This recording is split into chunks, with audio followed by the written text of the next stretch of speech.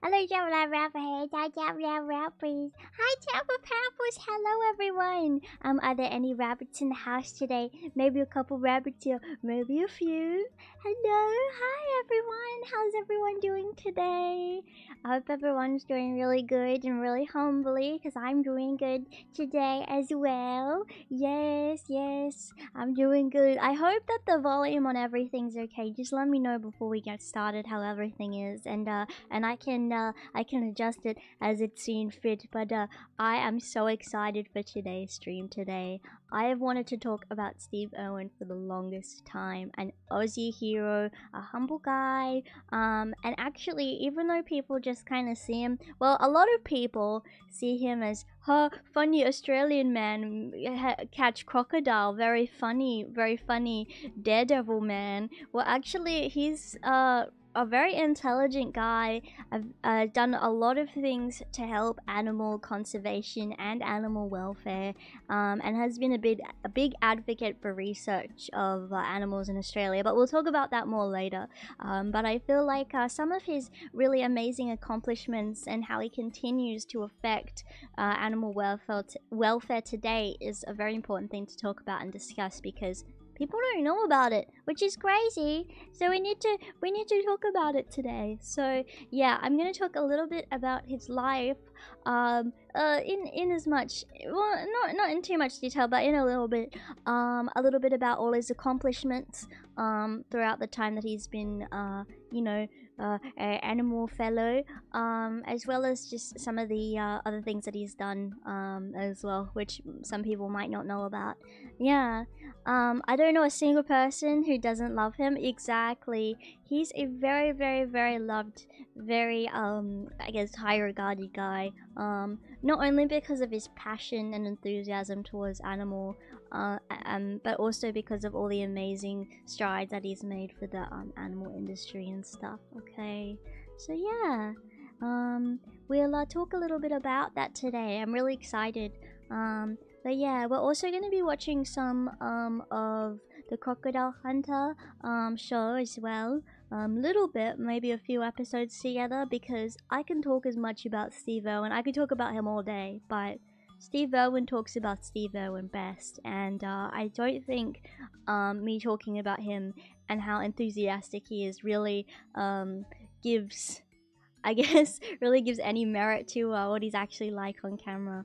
And from what I've seen from interviews and stuff, his on-camera persona is like exactly the same as how he was in real life, but I'm kind of getting ahead of myself. I made a presentation that I wanted to do to talk about it a little bit, and I have a lot of information written down. I've got a little script I made, so it will be sounding like I'm reading off a script. That's because I am, but I still hope that this can be interesting, because really, it's he's I think a very important person for the animal industry, as well as a personal inspiration of mine. I'm sort of a personal inspiration of a lot of people.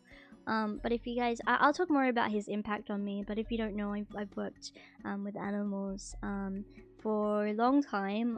Before I started streaming, I was doing work as a vet tech, and I've done work with reptiles. I've worked and done volunteering with native Australian animals, as well as have a license to remove snakes as well. But we'll talk about more about that later. But yeah, I just think that it would be important to talk about him today and stuff. Okay, so yeah, do you guys want to talk about that now or not? Let me just have a little bit of coffee.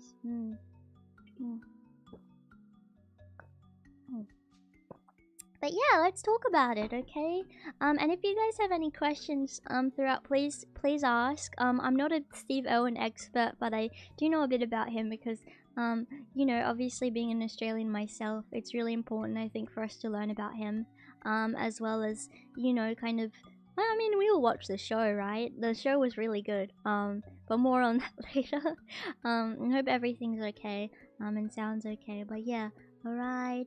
So yes, how about let's get into it and talk a little bit about Steve Irwin, okay? His life and his lasting impact on animal welfare. Okay, but so here's a little bit about his early life. These are photos of Steve Irwin from what I know as a kid, which are really sweet. But yeah, I'll talk a little bit about him. From a young age, Steve Irwin was destined to work with animals, growing up in the Queensland Reptile and Fauna Park known as Australia Zoo, which actually was founded by his parents Bob and Lynn Irwin.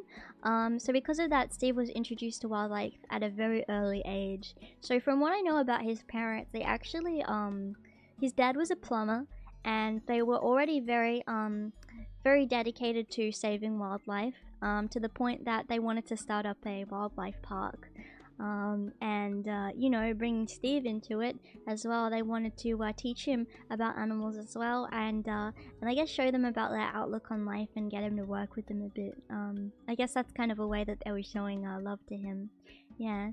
By the time he was 6, this is interesting as well, and I think this shows what he did, what Steve Irwin did with his own kids later on in life. I don't know if you know about what he did with his kid Robert while he was like only a few months old, I think, holding him and feeding a crocodile. But yeah, by the time he was 6, he was handling snakes, and by 9, he was actually wrestling his first crocodile under the supervision of his father, which is crazy. By 9, that's insane.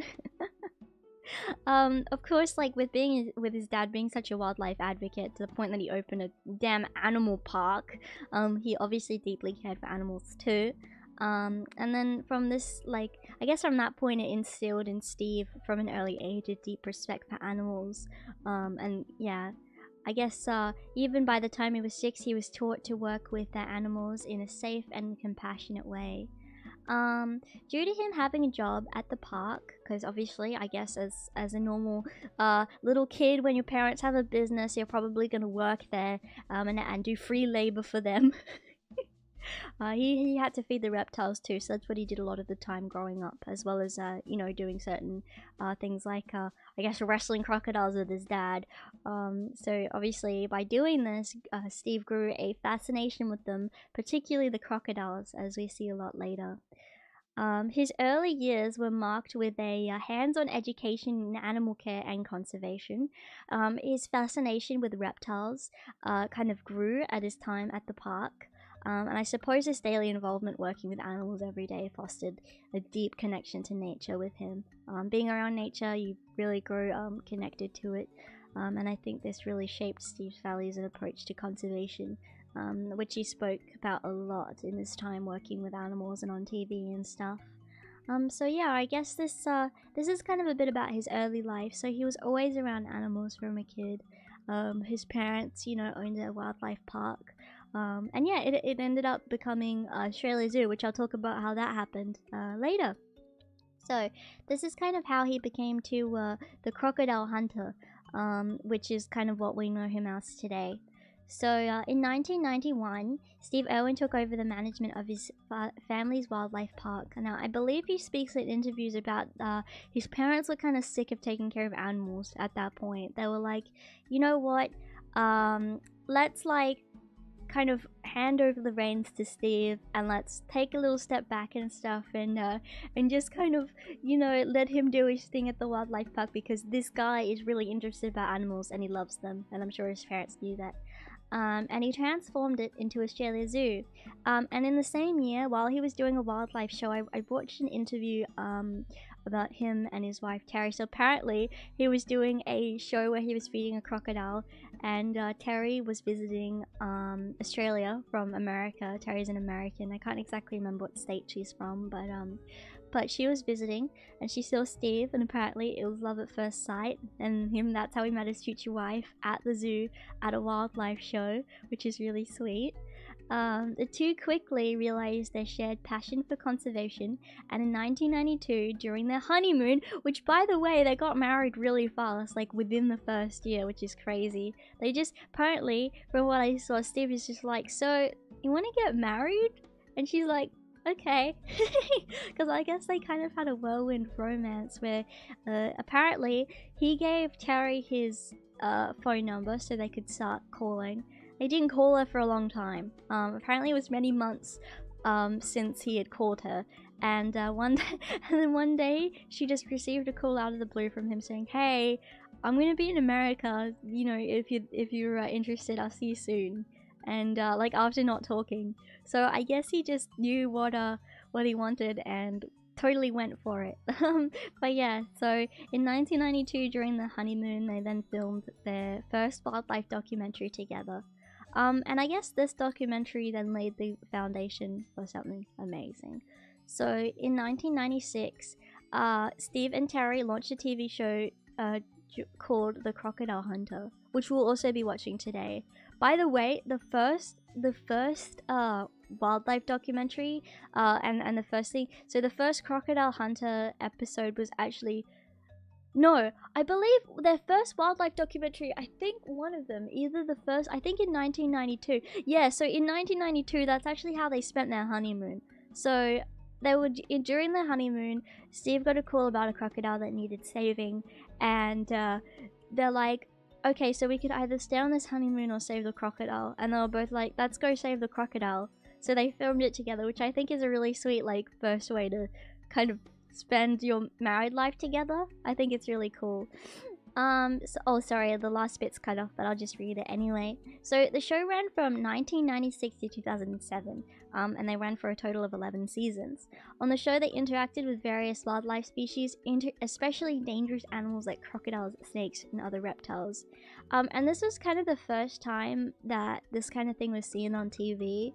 I feel like the Crocodile Hunter really revolutionized the way that people see animal documentaries now, because at the time you kind of saw like David Attenborough style, like, now the great snow leopard will be approaching upon its prey, and like you see like wildlife documentaries and shows like that, but never have you seen a guy just so passionate about animals talking about them up close and personally, in the way that Steve did.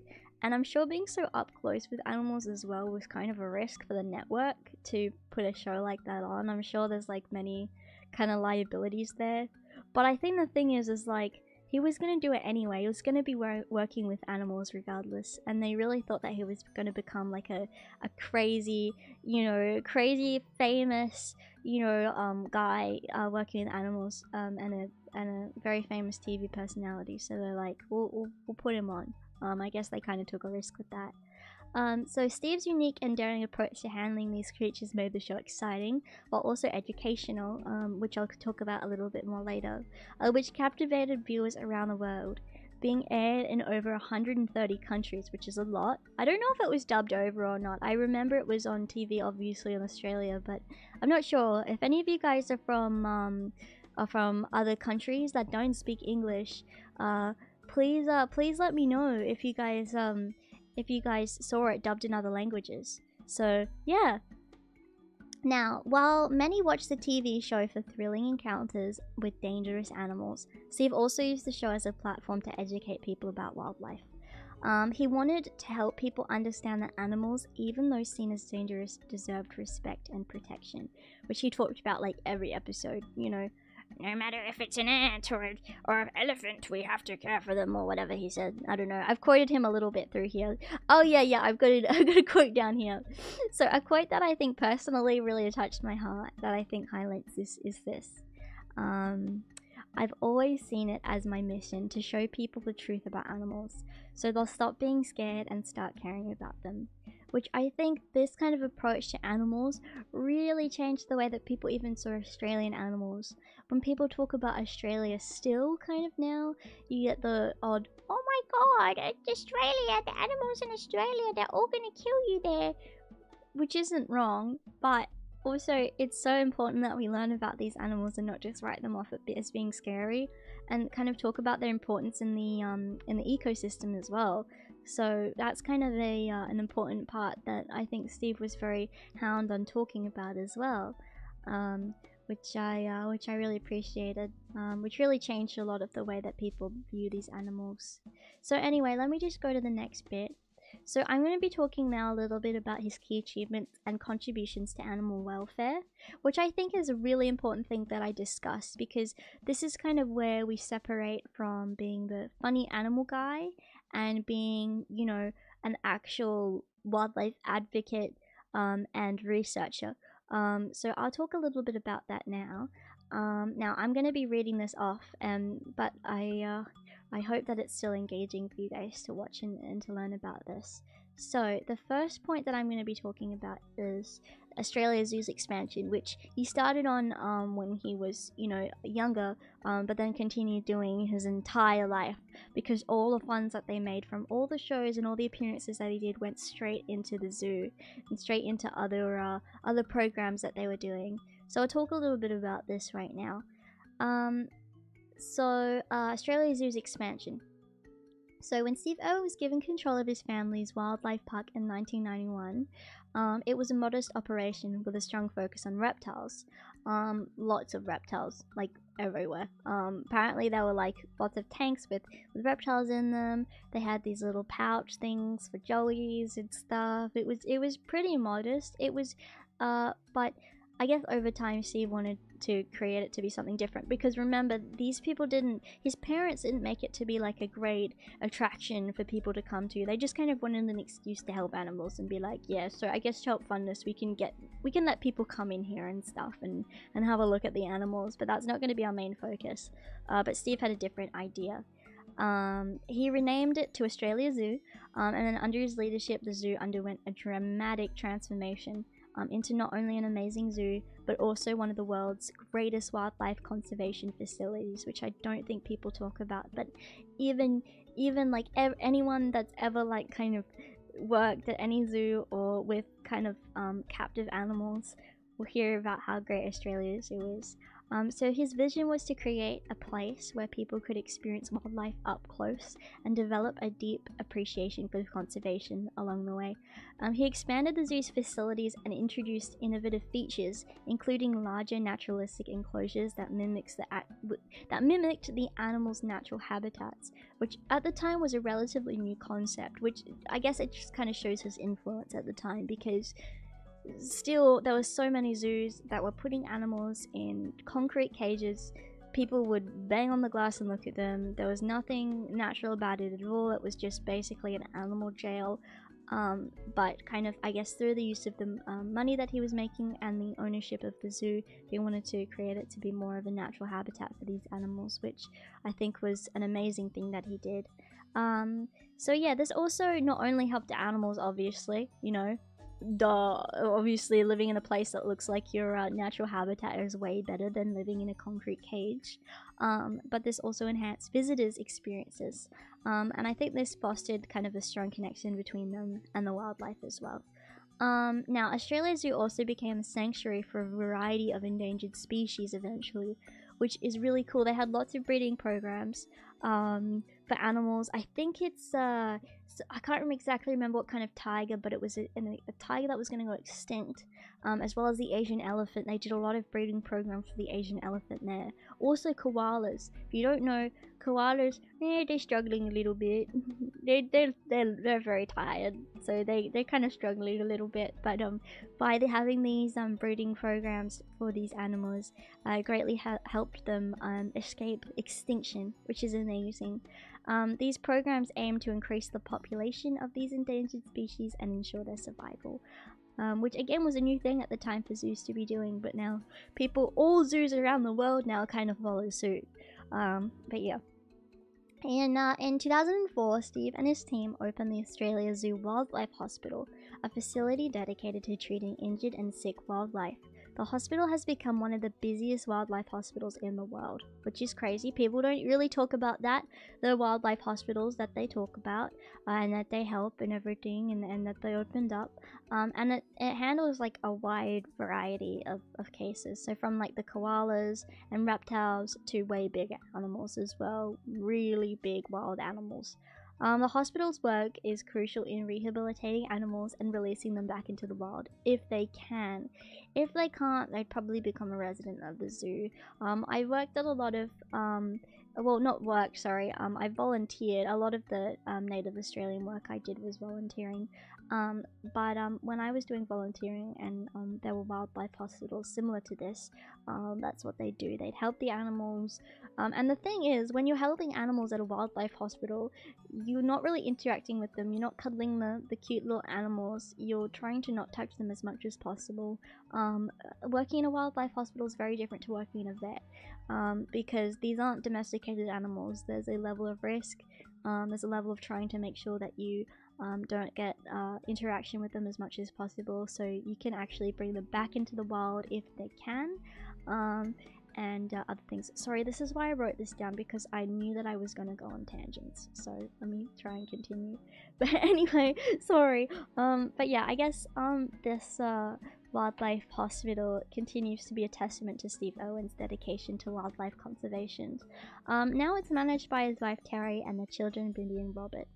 I believe that the zoo upholds Steve's visions and continues to operate as a leading conservation facility. It remains a center for wildlife education, research, and rescue. Overall, throughout the years, it influenced conservation efforts globally and changed the way that many zoos operate. As we can see by their breeding programs, by kind of creating more natural, bigger habitats for the animals, it changed everything around the world. Now, the second thing that I want to talk about is something that I think is amazing, the Wildlife Warriors Conservation Charity. So in 2002, Steve and Terry founded Wildlife Warriors, which is a charitable organization dedicated to wildlife conservation and protection. The organization basically embodies Steve's commitment to preserving endangered species as well as their habitats out in the wild.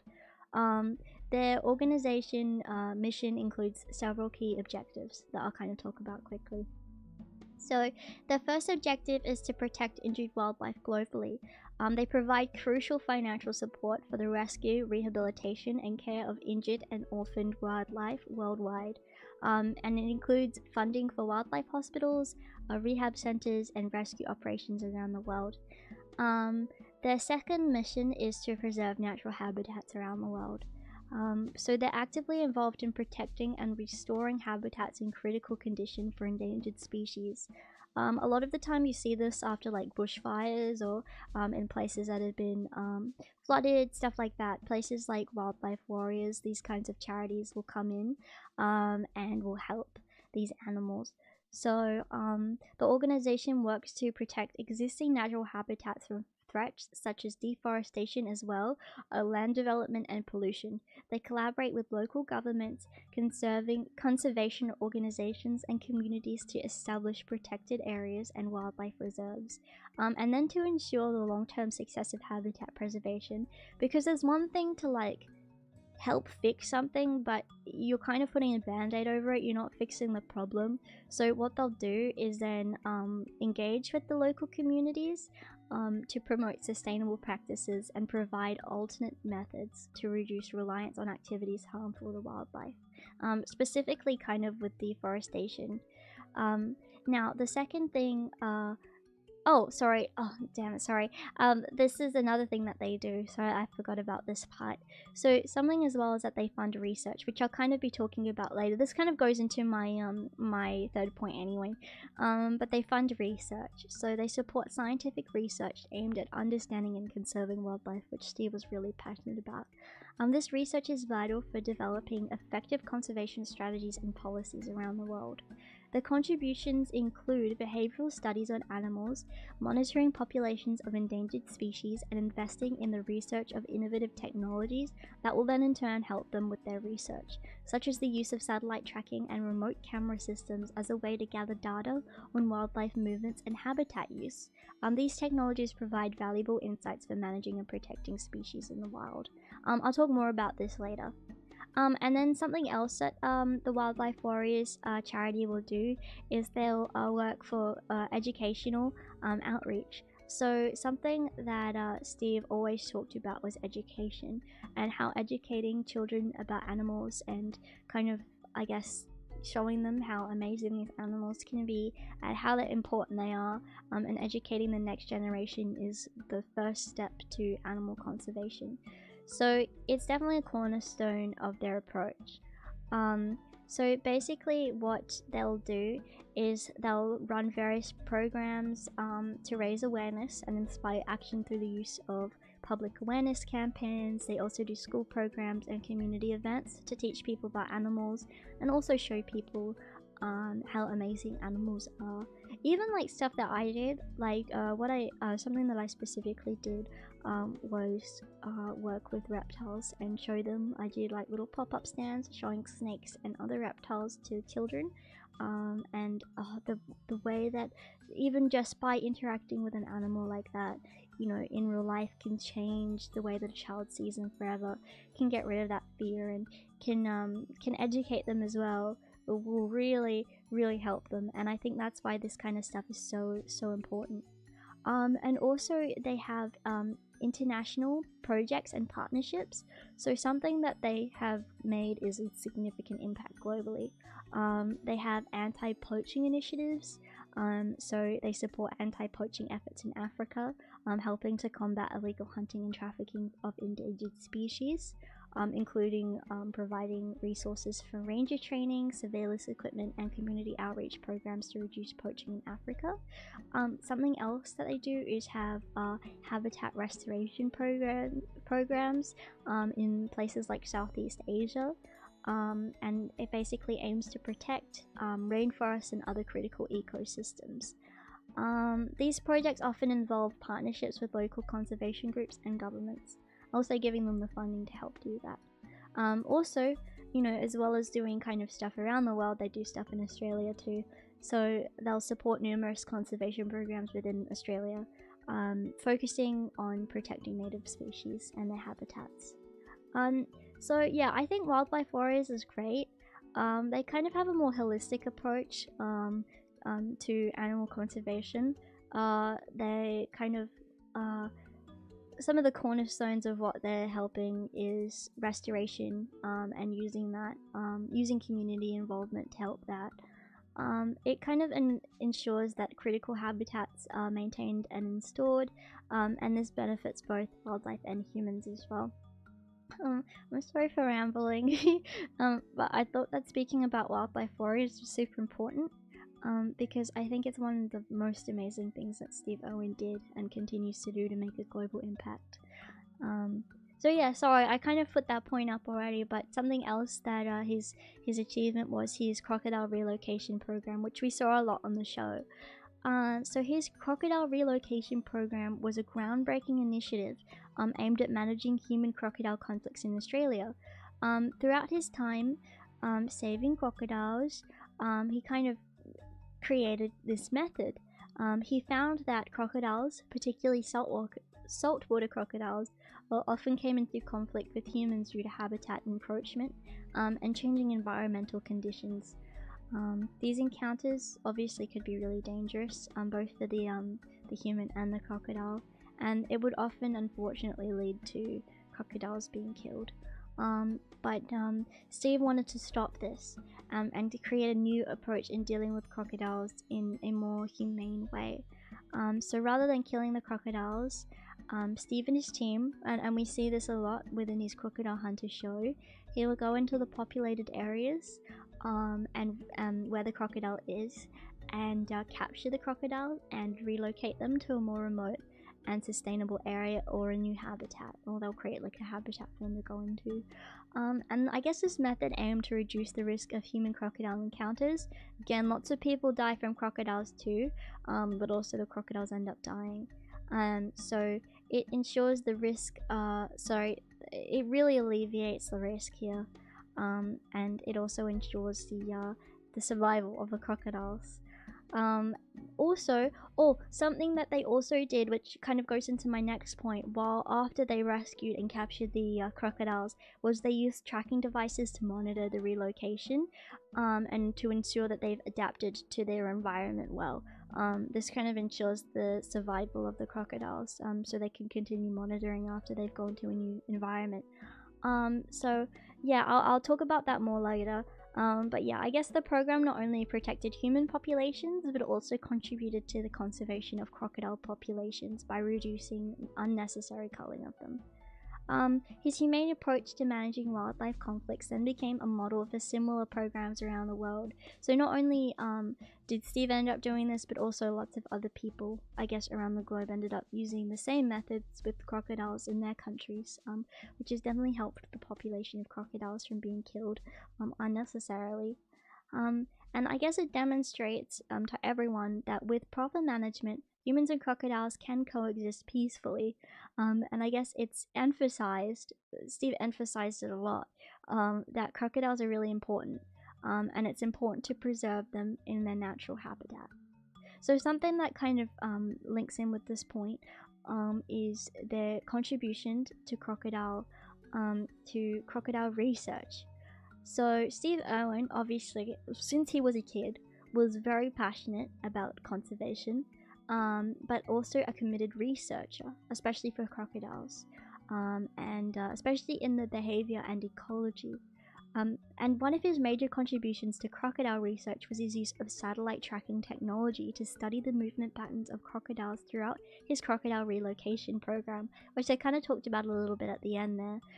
This research aimed to provide insight into their behavior, migration, and habitat use.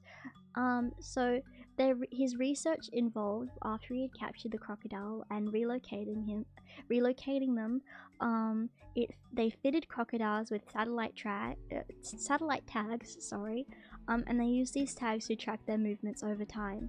So the data collected then helped scientists, because he'd work with a lot of researchers and scientists. And something also that he did a lot on the show was talk about their research, and he would do it in such a way that it would be so entertaining, and he'd just slip it in there, but he'd talk about like kind of current research that people had been conducting on certain species if he had come across them, which was really cool.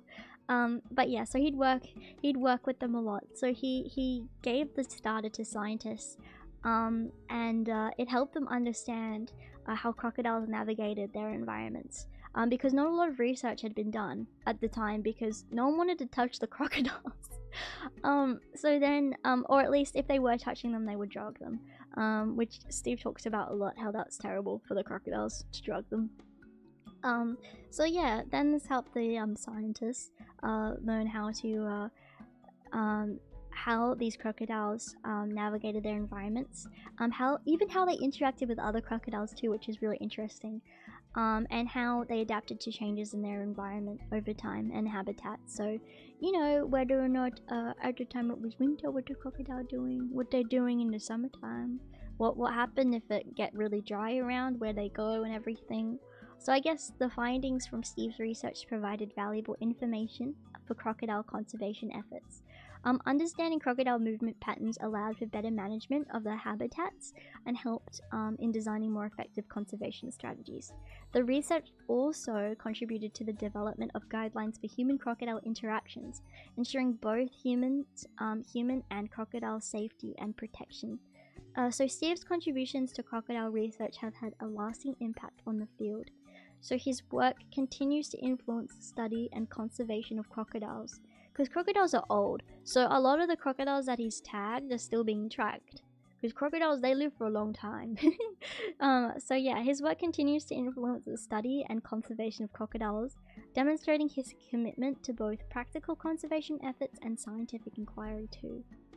So that's something that I think is really cool that he did. Again, Funny Crocodile Man also do really good thing for and created a way for these crocodiles to be tracked, which is amazing. I think it's really cool that he did that.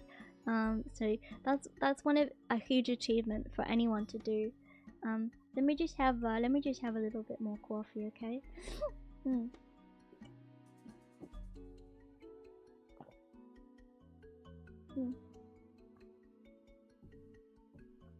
So yeah, that's kind of something humble that Steve did. Now I'll talk about Steve's personal philosophy and impact. Now I want to start this off with a quote, so you can't read it properly. But this is something that Steve said in an interview, which I think really is amazing, and kind of sums up his philosophy and impact and how he will be remembered. So this is what he says: "If there's one thing that I, Steve Irwin, want to be remembered for, is to be remembered for passion and enthusiasm. Conservation is my job, my life, and my whole persona." Which I think is really cool, and I think it kind of shows his philosophy and his impact. Now, Steve believed that the best way to protect animals was to educate people, which I kind of talked about before. And this is something that he says. I'm quoting him a little bit because I think it's important for us to hear the words from the man's mouth. "Education is the key to unlocking the doors of conservation. We need to teach the next generation to love and respect wildlife as much as we do," which I completely agree with. I think teaching children about conservation and animals and kind of, you know, helping them interact with animals safely, but also teaching them that these animals are not evil and they actually really help the ecosystems that they live in. They're not just bad fellows, is so important. Also, he aimed to show that even dangerous and misunderstood creatures such as crocodiles and snakes played essential roles in the ecosystem, which is something I kind of just talked about. So every single animal on this earth has as much of a right to be here as you and me. And that's totally true, and I think we can all coexist with animals in a loving and humble way. So I think that's something that he really always spoke about, and was very important to him, showing him that we can coexist with these animals, and love them, and you know how beautiful and amazing they are. His persona, full of excitement and wonder, made wildlife conservation both entertaining and accessible, which I think is important. A lot of people just don't have that education, so they don't know. They just think big, scary dinosaur-looking crocodile, for example, very scary, very bad, and it's not their fault that they don't know. But he tried to make it as accessible as possible, even going into like, you know, impoverished kind of areas, in kind of more third world places, and try to educate the people there as well. But yeah, he regularly emphasized that humans should coexist with animals, respecting their role in the natural world, because ultimately we're all animals. Humans are animals, you know, as well, and I think it's our job as, I guess, well, we're very intelligent. We're very intelligent as humans, and I personally believe that it's our job, as, you know, some of the most smart some of the most smart animals out there, to protect and to love animals. So that's my humble idea about it. So yeah, through efforts such as Wildlife Warriors and the Australia Zoo Wildlife Hospital, Steve Irwin's work continues to save thousands of animals each year. His approach to wildlife conservation remains a blueprint for educating the public and inspiring action. Unfortunately, he did pass away on the 4th of September 2006 in a tragic accident involving a stingray. Hate stingrays now, can't look at them without getting pissed off. But yeah, he was filming a documentary in the Great Barrier Reef, and unfortunately, yeah, a stingray hurt him, and he unfortunately passed away. But I believe he died doing what he loved, and I believe that he would be immensely proud of the impact that he continues to make. He knew the risks of the work that he was doing, but he always said if he could die doing what he loved, that would be okay to him, because he just wants to help. He just wants to help animals. And it's really sad, but I still think that he'd be immensely proud of the impact that he's made, and the fact that his children continue, Bindi and Robert continue to kind of, you know, continue his legacy. You know, Bindi has a daughter now. She's a mom. She's got a daughter, and she's teaching her about animals too. So the fact that they're still continuing it, I think he'd be very proud. Yeah. And just something that you guys know, it's coming up. We have the Steve Irwin Day, and it's celebrated annually on November 15th. It encouraged people to reflect on the importance of wildlife conservation. So please celebrate Steve Irwin Day on November 15th. Have a beer. Have a beer. Maybe give an animal a kiss or something, and that's how you can kind of celebrate the day. But yeah, I think it's really important to talk about the impact and kind of that he's made. But yeah, that's kind of the end of my presentation. I'm going to be talking, we're going to be watching some stuff, but how do you guys feel about that? I hope that you guys kind of you know a little bit more about him, and you learned something today, specifically about the charities that he runs, and some of the efforts that he does, and how he's really changed not only education, and I guess the media around animals, and teaching people about animals, education, but as well as the amazing research that he's done for crocodiles. as well as all other animals. But yeah, I hope that you like the presentation. Yeah, so the funny crocodile man on the television has actually done a lot, and he's a personal hero of mine. He really, you know, got me to not be afraid to work with reptiles. I was really scared when I was younger to work with reptiles because I was scared that they'd hurt me. Oh, thank you very much for the donation. Thank you for the $20. I appreciate that a lot. Yeah, I was really afraid to work with reptiles, but I'm like, you know what? This is something that I really want to do, and I wanna give it a little try. What's your favorite reptile?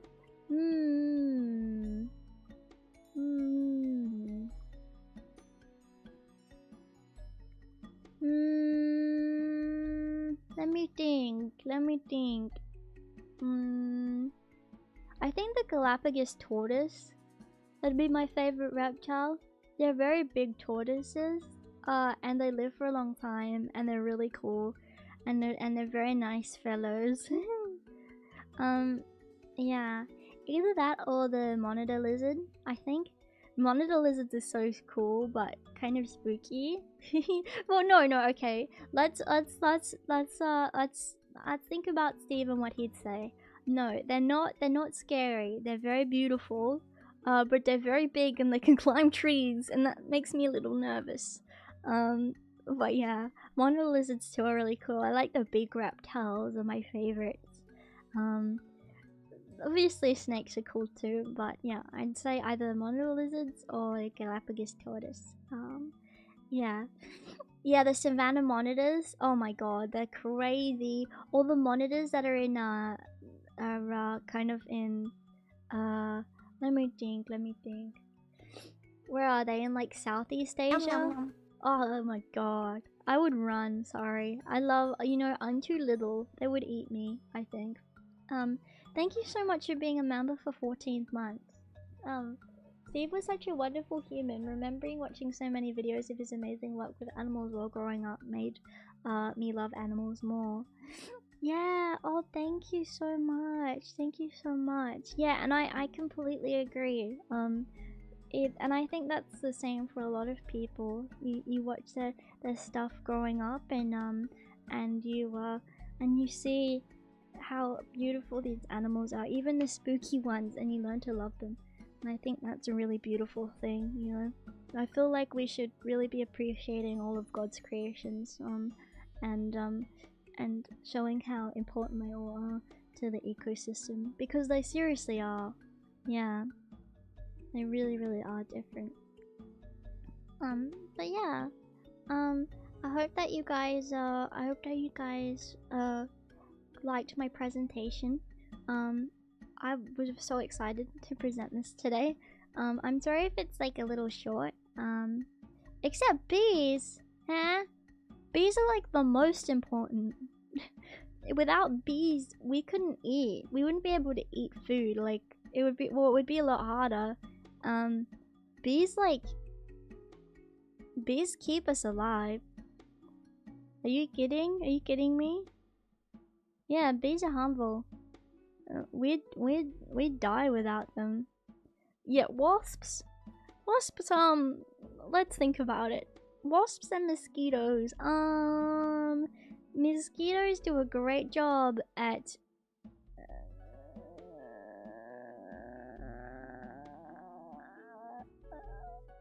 oh my god, you're doing butterfly propaganda. Are you kidding me? Butterflies are such stupid. No, they're lovely. I love them. But stop with the butterfly propaganda. Yeah, they're great at spreading disease and feeding insects. That's what mosquitoes do. And everything. They're good for frog. Let me think. Everyone's all on the bee train until they remember wasps. Well, wasps and bees are different, aren't they? They're completely different animals. Well, not completely different, but they're very different. Yeah, wasps and hornets also kill pests. That's true. I don't like when they try to kill me, but good for them. Yeah. Wasps are predators. Yeah. I'm not the biggest fan of wasps, but I'm sure Steve would like me to like them. Hornets are a little scary. I run away from them. You know, they are pretty similar. Yeah, they hunt everything, including me. It's a bit scary. The only animal that I never kill animals, not even flies. The only animal I will kill though is mosquitoes. In my house, because mosquitoes carry a lot of infections, and diseases that could kill rabbits. So I always have to kill them. Cause I feel kind of bad even killing the mosquito, but that's the only one I'll kill. And every time I do it, I say, "Don't hurt my rabbits," and I kill them. Sorry, mosquitoes. Yeah. When it's getting hotter here in Australia at the moment, and there's so many more mosquitoes coming in. I found a cricket in my house yesterday in the bathroom. I was like going into the bathroom and I need to pee, and I was like half asleep, and I saw a cricket and I got so scared because I didn't know what it was, and it scared me. What about cane toads? Oh fucking hell. Okay, cane toads are the devil. Okay, cane toads are the devil, and I don't like them. Sorry. That's one also that I don't like. Other toads, I don't mind toads, I don't mind frogs, I don't mind them at all. But cane toads specifically are terrible. They hurt so many native animals in Australia. What do you think of those cursed redbacks? Oh, that's pretty scary. That's pretty scary. I don't like redbacks too much. What's wrong with cane toads? Oh, have I got a story for you. Have I got a story for you. So they brought cane toads to Australia, I think to control, control something. I can't exactly remember what they even brought them in for. What did they even bring them? Does anyone remember what they brought them in for? I can't even remember what they were in there for. Cane beetles on the sugar cane? Oh, for cane bugs, yeah. So basically, cane toads are bad because they're extremely toxic. Like actually very toxic, to the point that they're basically, if people in Queensland, they go out and they have to get them, because if you don't, and they breed at a very high rate, so basically they have to go and get them, because if they don't, they kind of put Australia's ecosystem at risk. Yeah, the cane toad introduction and its consequences have been a disaster for Australian agriculture and wildlife. You know, they like lay up to something like 30,000 eggs a fucking year. Isn't that insane? It's insane. It's insane. And yeah, they basically they're everywhere, and they're really bad. And yeah, they put a lot of Australia's wildlife at risk, a lot of them, because of their toxicity, and they eat like everything. They eat everything. And they're huge. I'll show you a photo of one. Let me show a photo just to show you their size. They're big. This is someone holding a cane toad, just to show you how fucking big they are. And seeing how big they are, just imagine what they can eat, because they eat everything, and they're poisonous and warty. They're big. They're like, it's a big toad. Yeah, they're massive. It's really scary. So yeah, cane toads aren't great. They were introduced in Australia in 1935 to control agricultural pests. They proved ineffective in this role. Yeah, so they were put in here to control pests, and even then they were fucking useless at it, and they just ended up eating everything else. They spread really quickly. Yeah, and they're found in Queensland, New South Wales, Northern Territory, and Western Australia. So terrible. So terrible. So they weren't even good at their job. They just bred.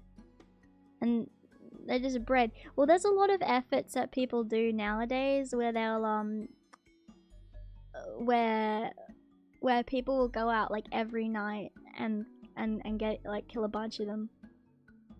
Yeah, if they weren't invasive so bad, they would be cute.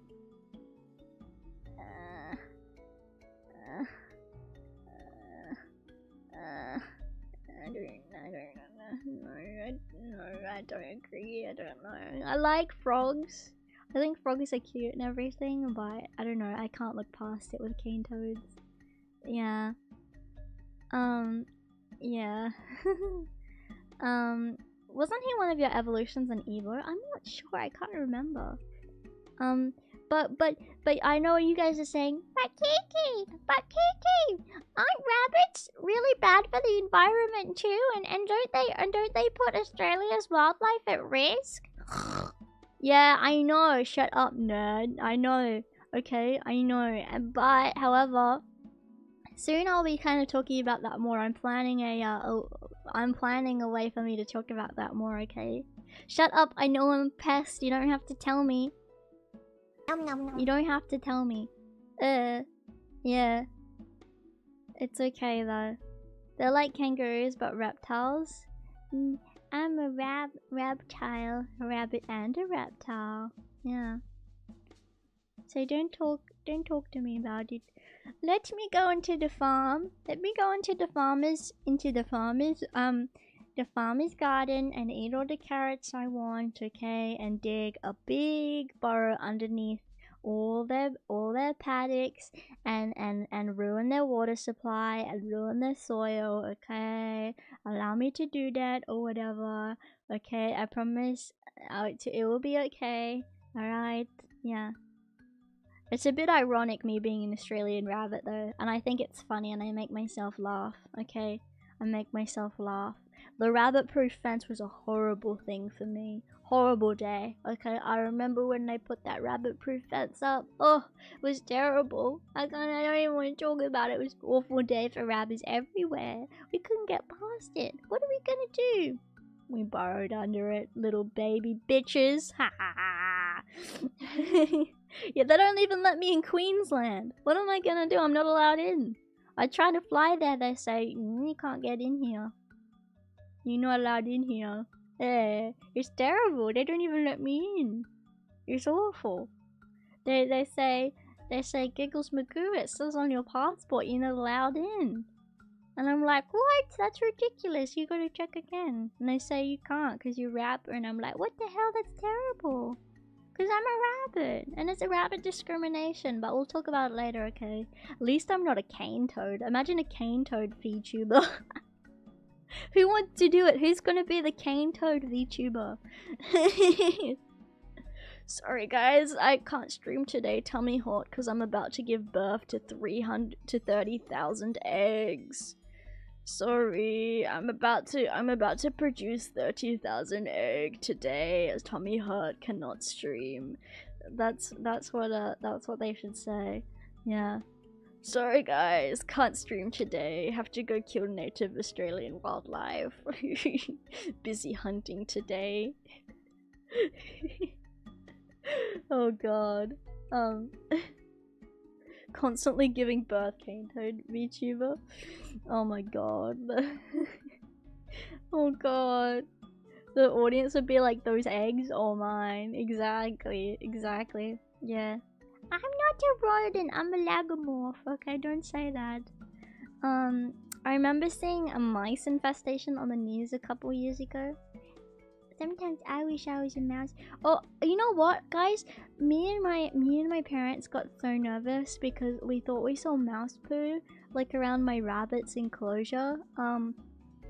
and we got scared that there was a mouse, and I checked everywhere. Cause one time a mouse got into the house through, cause we get our hay for the rabbits at a farm. So a field mouse kind of got stuck in the hay bag one time, and then escaped into the house. It was really awful.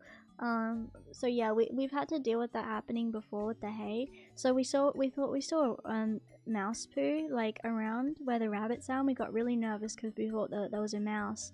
And I vacuumed everywhere, you know, just to be like, if it comes back then there might be a mouse, but I don't know. Little lady is just constipated. It's not a mouse. I saw her do a poo and it was tiny. So she's just constipated. I did all of that for nothing. I checked everywhere. I got scared. I even had a nightmare about a mouse. Because I was nervous that there's a mouse there. Yeah. No, but little lady just tummy hurt. Yeah, and she constipated. Poor lady. Everyone say, sorry little lady. She need more fiber. Yeah. Yeah, I think it's her medication had that effect on her and made her a little constipated. Yeah, oh, poor thing, poor thing. Yeah, sometimes, yeah, they can. Wait, you lay eggs? During Easter I lay a golden egg. I don't really want to talk about it, it's very personal, okay? I don't want to talk about it. I lay a golden egg during Easter though, okay? But I don't really want to speak on this any further. Okay, I get a little embarrassed. I get a little embarrassed talking about it. I hope that you don't mind. But yeah, guys. I remember going camping up here. And saw. What? Wait, saw wait, I can't read it because of the stupid heart UI. A white-tailed rat the size of a cat? Oh, I like that. I like big rats. No, big rats are cool. I want to go to New York. If I was a New Yorker, like if I had a New York accent, I would totally be a rat VTuber, and I'd be a big rat. And sometimes I wish I could go to New York just to go to like like to the subway there and look for big rats and then tame them and then they can all be my friends and then I can walk from and then everyone will call me Rat Lady and then I'll walk around with my rats like following me like and then they'll all call me the New York Rat Lady. Yeah. And I'll ride the rats into the sunset. So that's kind of what I wish. Yeah. There are stories of rats chasing the cats. No, that's so funny. Is that true? Yeah, I'll train the rats. And if someone bothers me, because I guess New York, someone's gonna bother me at some point, I'll be like sending the rats after them. You know that lady in Home Alone? The weird, the weird pigeon lady. You know the lady in Home Alone where Kevin is like all alone and stuff in the second movie, and there's the pigeon lady in New York, where and she feeds all the pigeons and she sends the pigeons after people. That's me, but with rats in New York. I'll be around all day feeding my rats, and I'll be like an old disheveled lady with like a big coat, like quietly feeding my rats, and everyone will know me as the Rat Lady. It'll be really lovely, and everyone will be afraid of me because I'll turn my rats on them. What? I walked down to a friend's house a few years back and I saw a rat swimming in a drainage ditch because it rained earlier. Oh my god, it was about the size of a cat. Did you kiss him? Did you help him? Did you give him a kiss or not? That's something that Steve Irwin actually talks about a lot. He's like, I wish I could just give this crocodile a big kiss. And I'm like, And you know what? If you love animals, you totally get it. I remember I was doing some work at the zoo, and there's a rhino, and I was cleaning him, because rhinos, they have mud baths. A lot of the time it helps their skin and it helps them stay cool. And I was giving him some food, and he had such a big mouth, and he was eating it like a vacuum, and it was really cute. And just the way he was eating, I'm like, oh, I wish I could give him a big kiss. Yeah, I didn't kiss him though, but because that would be a little dangerous. However, I did kiss a giraffe once though, but don't tell anyone. Don't tell anyone I did that. That was a little silly that I did. Eh? Oh, thank you. Thank you for following me. Thank you. Wait, why are people following me all of a sudden? Oh my god, thank you so much for rating me. Thank you, I appreciate that a lot. Hi everyone. I did a talk today on Steve Irwin and stuff. So I've been talking about Steve Irwin a bit, and now I'm gonna be doing a little watch of some Crocodile Hunter. If you guys want to watch along with me. If you guys don't know me, my name's Kiki. I do like animals, but I do also play a lot of retro games. I stream a lot. I stream on YouTube primarily, but I also do streams on Twitch too. So if you would like to check out my YouTube, please feel free. Thank you so much for the raid. I hope that you had a great stream. And yeah, Steve is an absolute treasure. And I was really excited to talk about him. My favorite animal is rabbit, but I was talking about this before. My favorite reptile is the Galapagos tortoise, or any of the monitor lizards are awesome too. I really like them as well. Oh, thank you for subscribing. I appreciate it, and thank you so much everyone for the follows. That's really humble and kind. Thank you. Now, if you guys mind me, yeah, tortoise, big tortoise, biggest tortoise in town. One of the biggest reptiles ever is, well, not ever, sorry. Not ever. Please mind me. Not ever. That's not true. That's not true. I just lied. Currently in existence. Not ever. Naughty giggles. Lying. Steve, love from South Africa. Oh, awesome. That's humble. That's humble. Yeah. But, yeah, do you guys want to watch some of this, Crocodile Hunter stuff? Because, as I said earlier, I forgot about the dinosaurs, yeah. As I was talking about, I can talk all day about Steve Irwin. I can talk all day about his enthusiasm and what a great guy he was. But, the best way, I think, to show you guys is to really showcase it is to show you guys, yeah, dinosaurs are fake.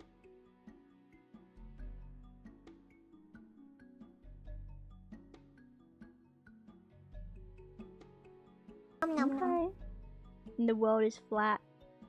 And there's more people living in the middle of the earth. And the moon is made of cheese. I agree with all of these things. Yeah. Chickens are just small dinosaurs. I'm a little bit of a chicken every now and again. They call me Miss Chickadee. Birds aren't real. No, never been a bird in life. Oh, you like white foxes? I like white foxes too. They're really sweet.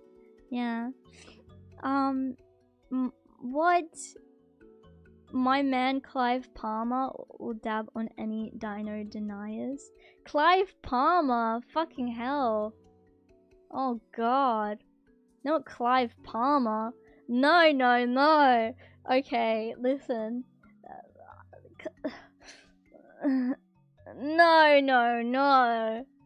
No. His fucking ads everywhere for the National the United Australia Party. Oh my god, around election time. Do you guys remember those damn ads with Clive Palmer? Any Aussies here? Oh my god. Clive. Like, he put millions into those ads. I kind of wished his scientists had succeeded in Jurassic Parking back dinos. That would have been so cool.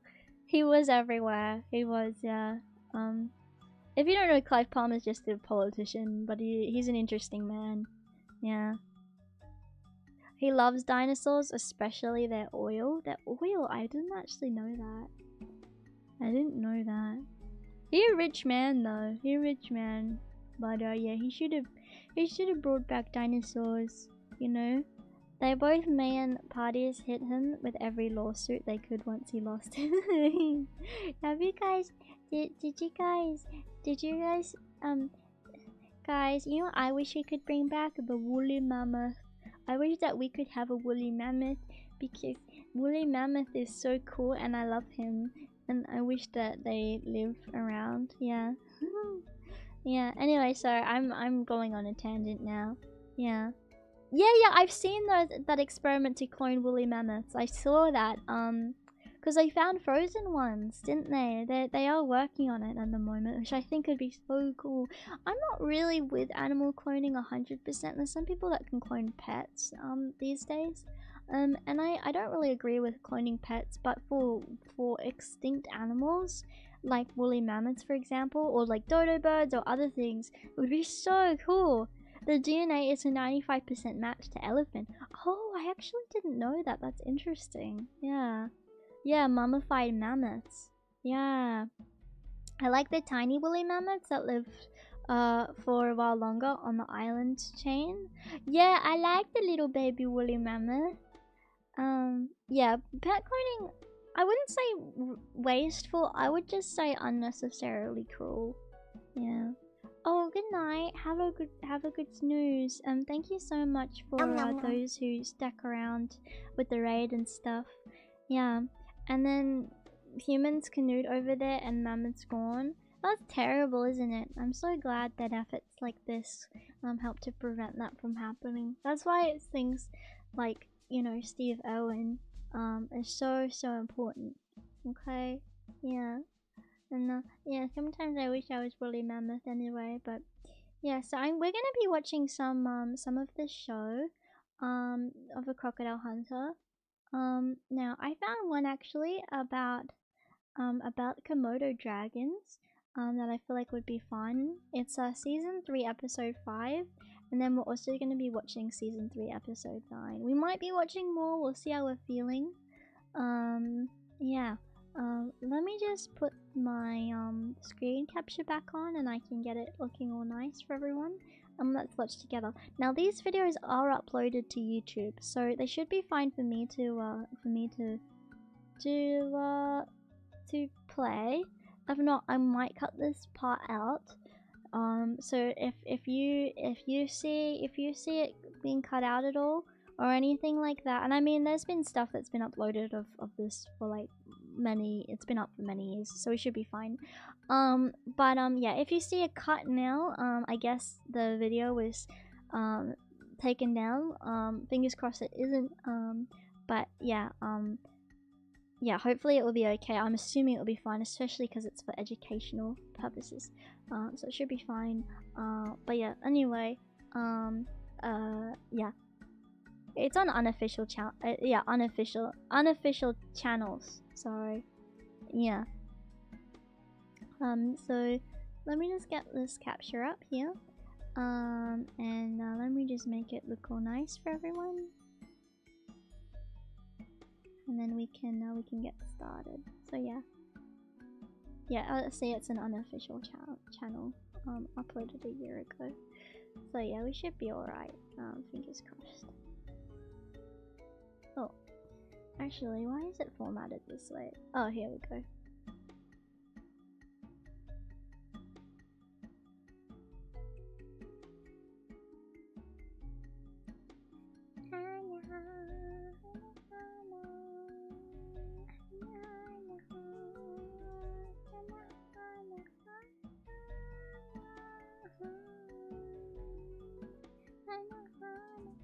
Do you like my song? Alright, get your popcorn ready.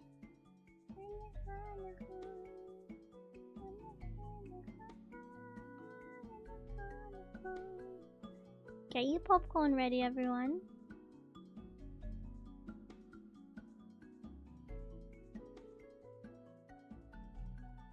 Okay, humble. Alright, let me know how the volume is, guys. Let's get it started. This is the first one we'll be watching today. Steve and the Dragon. Woo! So yeah, let me just turn this down. Hopefully the background music was good too. Hopefully you like it. But yeah, let's turn this down. Let's turn this up. Let me know how the volume is, guys. I won't be yapping too much. I'll be yapping a little bit, but yeah, we can really see Steve's enthusiasm this way. I think the best. Okay. Just allow me to turn this up a little. Okay.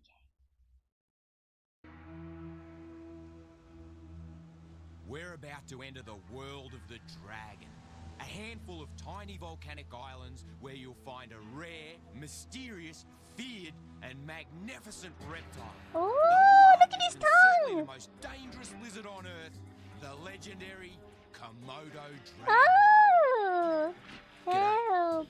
I'm Steve Irwin, and I'm taking you into the heart How's the volume, guys? dragon territory. Kangaroo. It's good? Okay, awesome. If you need to change it anytime, let me know. It's a little low. I'd turn it down just a schnazzle. Throw it up. There you go, hopefully that's a little better.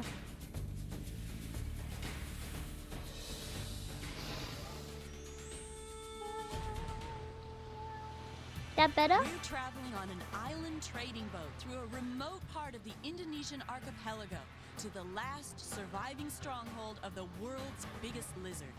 Check this place out, unbelievable. Look at him on that boat. We're north of Australia and west of Papua New Guinea, traveling around a few tiny scraps of land that make up Komodo National Park. Only one of these islands is big enough to appear on a map of the world. Indonesia lies on an explosive mix of tectonic plates. We're surrounded by volcanoes, yeah, more than any other country in the world. And lots of earthquakes, I'm assuming. Active regions in all of Indonesia. There's no foreseeable threat of an eruption, but behind the breathtaking beauty is the constant eerie threat. Yeah, I wouldn't want to live somewhere like this where there's like constant threat. Found on a handful of islands. This is remote. It's really remote. Hence the wild boat trip. I'm so excited. I love these guys. Slow boat to Komodo for enjoying the view. But being practical, there's no other way to move from island to island. As we approach the shore, we wonder how long it will be before we catch our first sight of these legendary animals. And right from the start, they don't disappoint us. Oh, at the big, even on the like thingy there, that's even there on the thingy, on the thingy when they already. Check this out. You say welcome to that. Yeah, welcome. When you visit the dragons, known locally as auras, you'll always be under the watchful eyes of wildlife rangers. Steve is very experienced with crocodiles, snakes, lizards, all reptiles, so he's allowed some freedom. Oh, it's good that people monitor these people when they go to the island. Oh my god. Komodo dragon welcoming party. Guys. Okay, sorry for pausing quickly, but why are you so fucking close, Steve? Oh my god. He's so close. They have such a big bite. Oh my god, sorry. Holy smokes, this is gonna be an adventure. Excuse me. I guess at least these guys are a little bit more close to, a little bit more used to people, you know. And I didn't know it. The dragon's frenzy feed, they're like dinosaurs. Which triggers a food response, and they rush straight at me, trying to get my calf muscles. Oh! If they connect, they're gonna make me bleed, and then it's all over bar the shout. They just keep coming straight at me. Ooh! They're chasing. Hideously dangerous. Oh! Back off, get out. The camera. Holy smokes, that was too close. Hey, yeah. Let's follow them. That's the thing with Komodo dragons, they chase you. It's so scary. In a food response, they could kill. I'll turn it up a bit more. Sure, I'll turn up more. Sorry, guys. Okay, hopefully this is okay. For visitors to travel with rangers. Is this better? The locals call this dragon Baras, and he's an Badass. enormous Komodo. He's been scavenging near the water. Where the fishermen have set lines, he's taken advantage of the fish. But unfortunately, he's gotten the hook right down his throat, and now Steve's gotta help him out, or it could cost the lizard his life. And it isn't that easy. I've got to try and get out in front of the lizard and pull the fishing line so as the hook and all. Something that Steve also talked about a lot. Sorry, I won't pause too much because I know you guys want to watch it.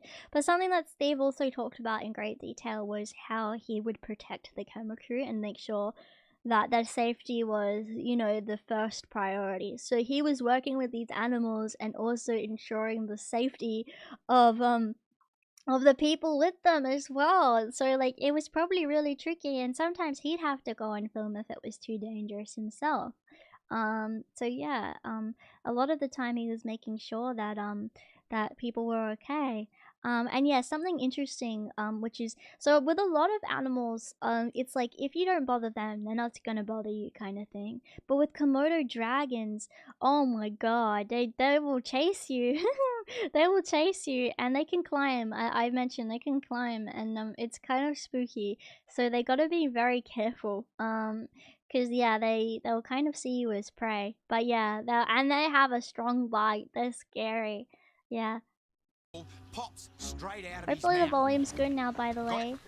This is a banger stream idea. Great, Thank now you, he gets Kiki. aggressive. Oh, it's One of okay! his aggressions turned to a food response. He's on me. He's gonna See, try and look. bite my calf muscle. He's on Ah! me. He's wide. He's gonna grab me. I've got to run for cover. Woo, straight up a tree. Look at this. He's gonna take my calf muscle. See, look, I told you. I told you. The tree's my only chance. In such short distance, he'd outrun me and grab me easily. Whoa. Unbelievable. He's just clicked. I This thought is they a could great climb demonstration too. of how dangerous they are. How's this? Maybe some can. Others can't. Check this out. Look at that. That's one tooth. Oh, God. One tooth straight through my leather boots, straight through the Gore-Tex, into the sock. Look at that. Lucky. Yeah, I think the He's cameraman's sitting fine. there, They know he's what they're like in getting sensory into. overload. Holy smokes. When they're gonna see these kinds of Komodo dragons, I'm sure Steve warned them about the fact that they're gonna chase them. Danger. Unbelievable. I'm just gonna ease myself out of this tree. Oh, look at him. Oh my god, I'd be so scared. He's on me. He's Oh, look at him! straight at me. They're like You're dinosaurs. gonna have to be really careful and get ready to run, because there's blood in the air. I've spiked my arm, and if he senses that, he'll attack again. Yeah. We're out of here, come on. Komodo dragons aren't the only wildlife on the islands, but everything else that lives here is fair game for them, yeah. unless they use the buildings and keep out of sight. Yeah, they'll get anything. I Look at mean, this. Komodo dragons. Little tokay gecko. I'll just explain this quickly. Komodo dragons don't want to eat people. I've talked about this before with other reptiles. Reptiles, they don't want, like, humans are too cocky. You're not gonna be as yummy to a Komodo dragon as, say, like, I don't know, something else. Like, you're not. So they're not gonna try to eat you. They have eaten people, that's for sure, but they're less likely to eat you. They just more so want to, like, get rid of that kind of, they see you as a threat, so they want to scare you off, kind of thing. Steve's obviously ramming it up for the camera a bit, but he's not really gonna, he's not as enticed to eat them as it's kind of been made to seem, that's for sure. Look at the colours. They're nocturnal. And they live in and around these old buildings. They love do. it. They got extreme jaw pressure. Oh, look at him. Love grasshoppers and insects. Beautiful colours. Ooh, Watch the way he careful. climbs. Yeah, dead animals, they do. Sunrise in the islands is always a classic time. All of the nocturnal animals, the deer and the buffalo, they start to seek refuge. They don't want to be out and about and in an area where they could get ambushed by a Komodo. But the Komodos, a bit like me, still a bit sleepy. They're waking up. Oh, and they're just start to sleepy. emerge They're from their holes. sleepy. Ooh, sorry. They are sleepy. You love to have a pet So gecko? do Yeah, you. they're cute. All the boys on the boat, they're starting to get up, starting to emerge from their holes in the boat. Nom, nom, nom. Oh, thank you for subscribing. Thank you. Here we go.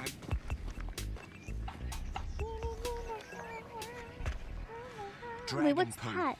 Now, like all goannas, or most large goannas, large monitors, their poo is very significant. Not only is it significant to me, the researcher, to but you. it's also significant to other dragons. Don't touch this it. poo will tell another dragon exactly what's going on. Perfect. Absolutely perfect. That's another dragon's claw, and I can tell by this, well, the dragon that this big one ate was probably around about... They're cannibalistic, they ate each 4 other. feet, 3.5 to 4 feet, and I can tell that by the size of this claw. And this is a front claw. So he would have grabbed, lacerated, killed the little dragon, swallowed it down whole. Whoa. But even more interesting is this skin. Have a look at this. This is a piece of Komodo skin. That's Here's crazy. the outside, and here's the inside. Ooh. See that? That's bone underneath the scales. Look at that. Interesting. So when they bite each other, they do a little bit of damage. I haven't got this kind of armor plating. I'd hate to have a bite. Ooh. Yeah, exactly. Great stuff. The droppings tell us this is a big dragon's home range. They mark their territory, and the sunny side of the slope is where we'll find it.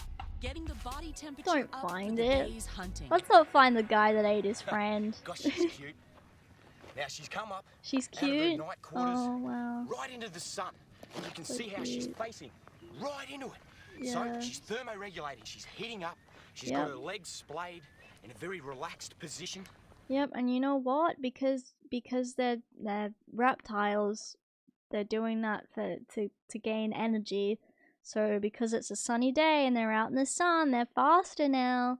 And she's cute. You're all right, sweetheart. She's puffing her throat out a little bit. No, you're all right. She's puffed It's okay. her throat. It's okay. Ooh. She's a little intimidated by me. She's and a that's little just fine. nervous. I'm quite large. And she has to stay on her toes. She's got a fair amount of scar tissue. I wouldn't mind betting that this girl is full grown. This is as big as she's gonna get.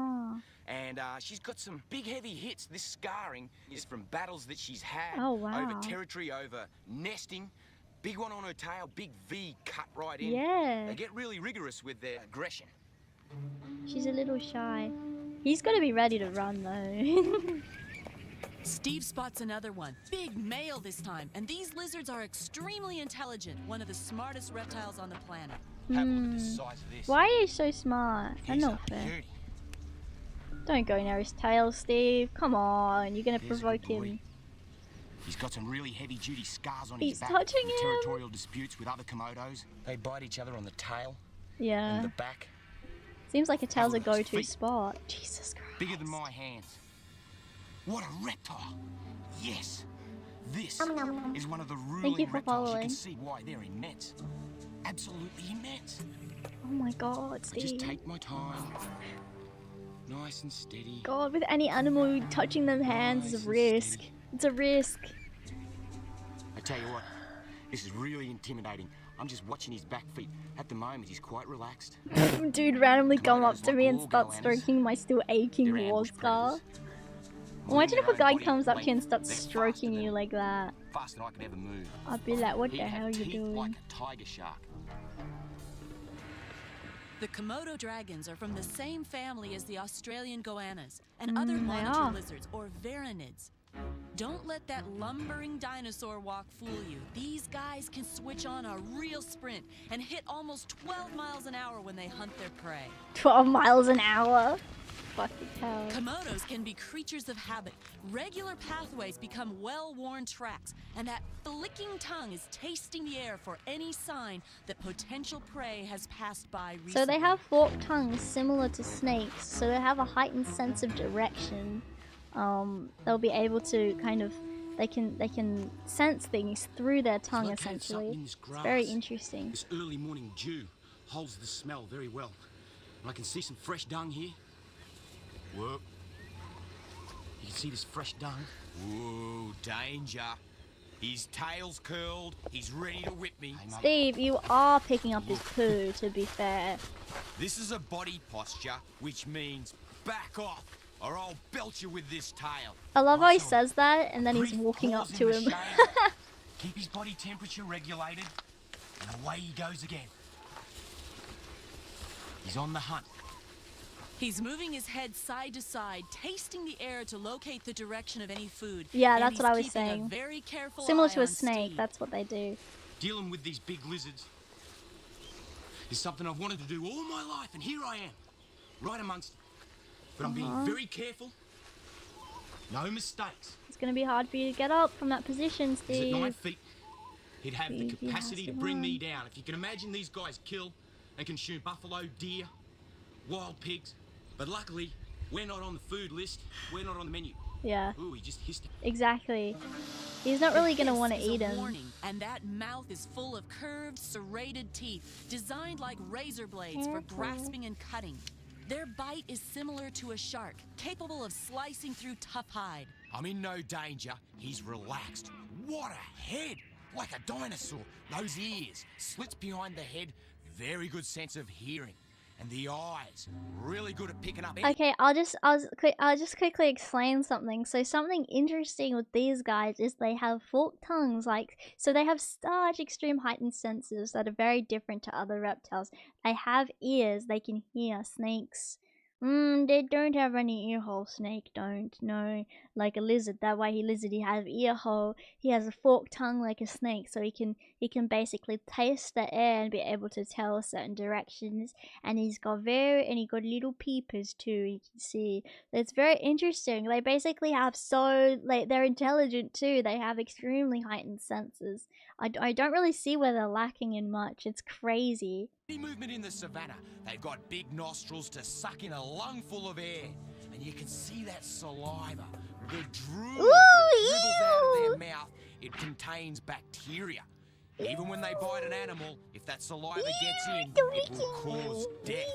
He's sensing the air with his forked tongue as he strides back into the bush.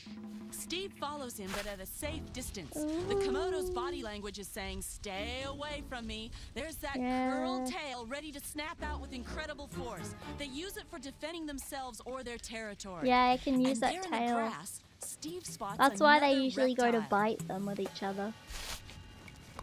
Hey! Got him. No. gonna Careful. bite me. Oh, what a pretty snake. Yeah, so the reason why This is a Komodo tree dragons will go to each other's tails because they've got extremely strong tails that they'll use like that. Anyway, sorry. And I Sorry. have to be really gentle Am I being because too he is autistic so with my slender. pauses? Sorry. And he's going to bite, no doubt about it. Have a look at that. For one of the most beautiful snakes pretty. that you've ever seen. This is what I call the golden tree snake. Golden tree And snake. they are fast, really fast. They are so fast Look at that red that tongue. I'm running through the savannah and can't catch up with them.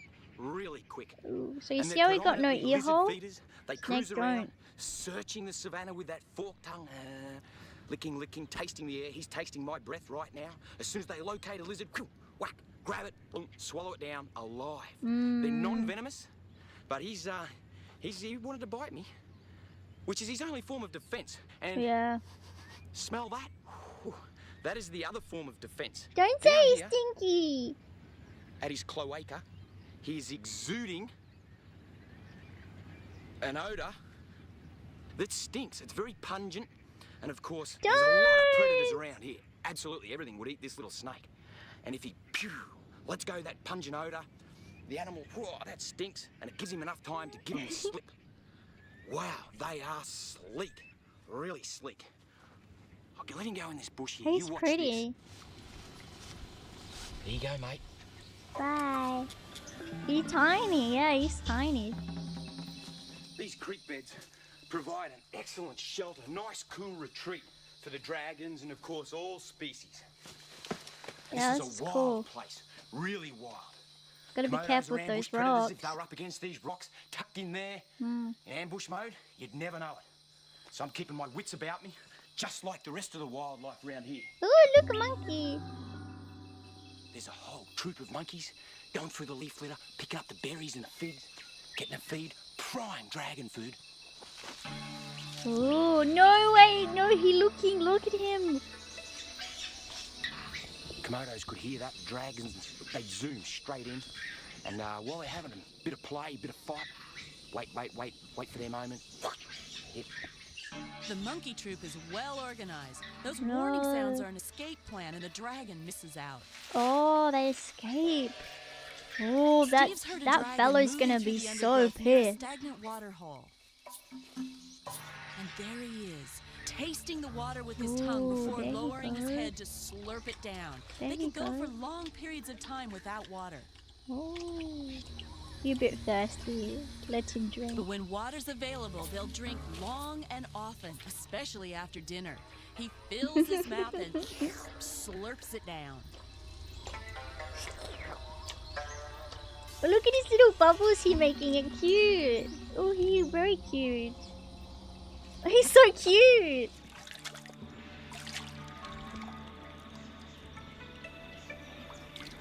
Where the pigs and the buffalo haven't stirred it all up into that primeval ooze, it's pretty clear. Well, it's not too bad. Pretty well filtered. But I reckon you'd be in more danger if you drank this than Komodo ambush. Really? Interesting. Oh, look. They're a big animal, aren't they? The Komodo dragons will he's sit swallowing. in the water, wait for a buffalo, then strike, hit it in the legs. They won't kill it outright, but the buffalo will slowly die from bacteria. Oh. And then they'll carcass feed. Up to 35 on one carcass. Wow. Interesting. Freeze. Have a look at this. This is a Russell's viper. He's big. Listen to him, he's a little bit grumpy. Oh, he's grumpy too. He's really Why don't bother him if he's grumpy. Why? He's grumpy as. This is one of the most feared animals in this part of the archipelago. This is the Russell's viper. In Indonesia, they call him viper. And Viper. They're very well feared, and for good reason. They're very fast, highly toxic venom. If you don't get the serum, you got a good chance of dying. A snake this size, it'd kill you. And he looks just like a rabbit. Thing is, it's even more of a risk to do this and to look at these animals in these kinds of countries because they don't have the same medical expertise as we do.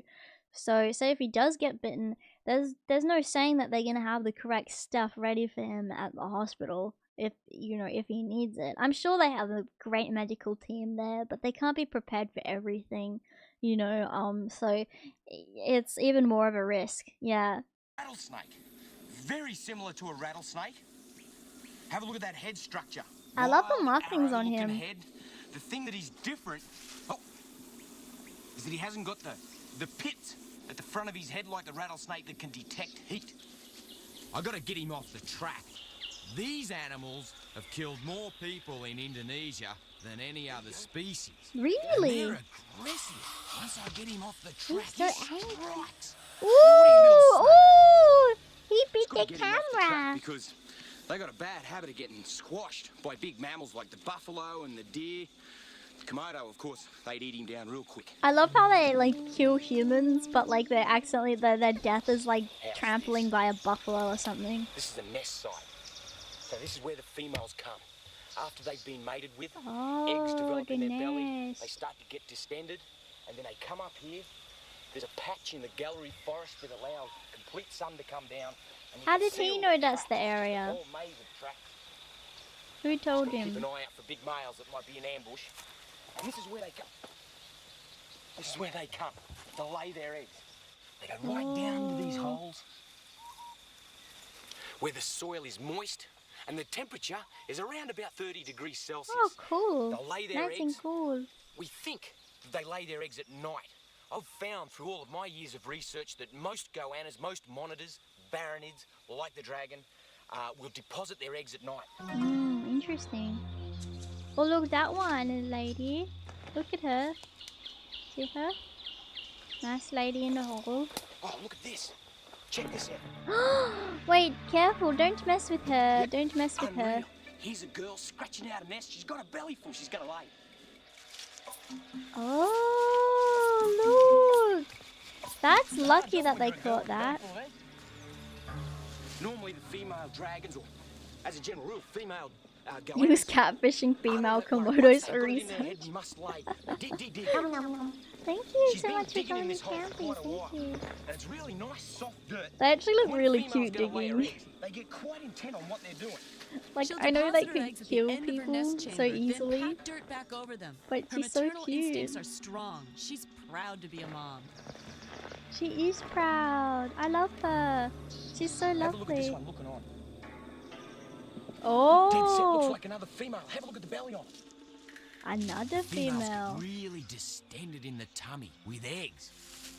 And this one, which I've nicknamed Nicole, checks her out. Nicole. She doesn't want some other girl coming in and nesting where she wants to nest. No. And as it licks my foot, I hold my Oh, ground. oh. I hope, just hope that it doesn't bite. Licks No, his She's foot. more interested in going and finding a nest site. What? Now these girls will actually Lucky. get a little possessive over their nest site once they've deposited. Usually around about 7 or 9 months in. Oh, okay. So they get a little possessive over the nest spot, huh? And he's just there, laying like a lemon next to the nest spot, looking at her dig. Like a lemon, just letting the lady lick his foot and everything. Yeah, very smart. Incubation period, and once the eggs have hatched, the babies have to emerge, get up out of this soil on their own, avoid predators, and then they go straight up a tree. The little ones are arboreal. They can climb, no worries at all. When they're big adults, they're too clumsy and they'd surely fall down. Of course, in these trees, there's a whole series of insects, geckos, skinks, birds' eggs. Just about everything you'd want to eat when you're a baby goanna is right here, and they grow really quickly. These blokes are almost See, I 2.5 told you they feet could in climb. length and quite solid. See? And they're very calm, very quiet in the I tree. told no you, problem at Dad. all. I told They've got to go you. into the trees, otherwise the big Komodos are going to eat them. Even the teenage Komodos will eat these little ones. They're highly cannibalistic. 1 out of every 5 meals eaten by a big Komodo is a smaller Komodo. Without That's this crazy. population control, there wouldn't be enough food to go around. Ah. Imagine see a what's going Komodo on. falls on your head or something Big from a Komodo tree. cruising around in the savannah. That's why they're sitting up here so quiet. But I say I Oh. blame him. He's a big lizard. He's Oh, 7, this is 7.5 interesting. feet in Someone length, cleared maybe more. something up. Nothing against Steve, as I think we only found out recently, but the animals die from Komodo bacteria is a myth. They actually have venom glands that thins the blood and causes animals to bleed out. That's even more interesting and crazy, isn't that? That's way more cool. That's way more cool. Interesting. Thank And you he's for in sharing feed that. mode. He's looking. He's scanning the savannah for a feed. Yeah, good choice. Really good choice. Komodos have been known to climb into a 3-story high house. Sun's That's starting to go terrifying. down. This is the perfect time of the day to see wildlife. It's starting to cool off. Now that the sun's down, let's see what the Komodos are up to after dark. Oh god, this Nice is rocky dangerous. outcrops. There's geckos and skinks running around everywhere. I wonder if Cherry was with him. Holy smokes! Have a look at this. Oh, we You're a tired. big girl by the look of it. Oh, Sitting up god. there, nice and high up here, having a sleep. It's a really warm night. There's no need for her to go into a burrow. She's just going to sit out on top of this ledge.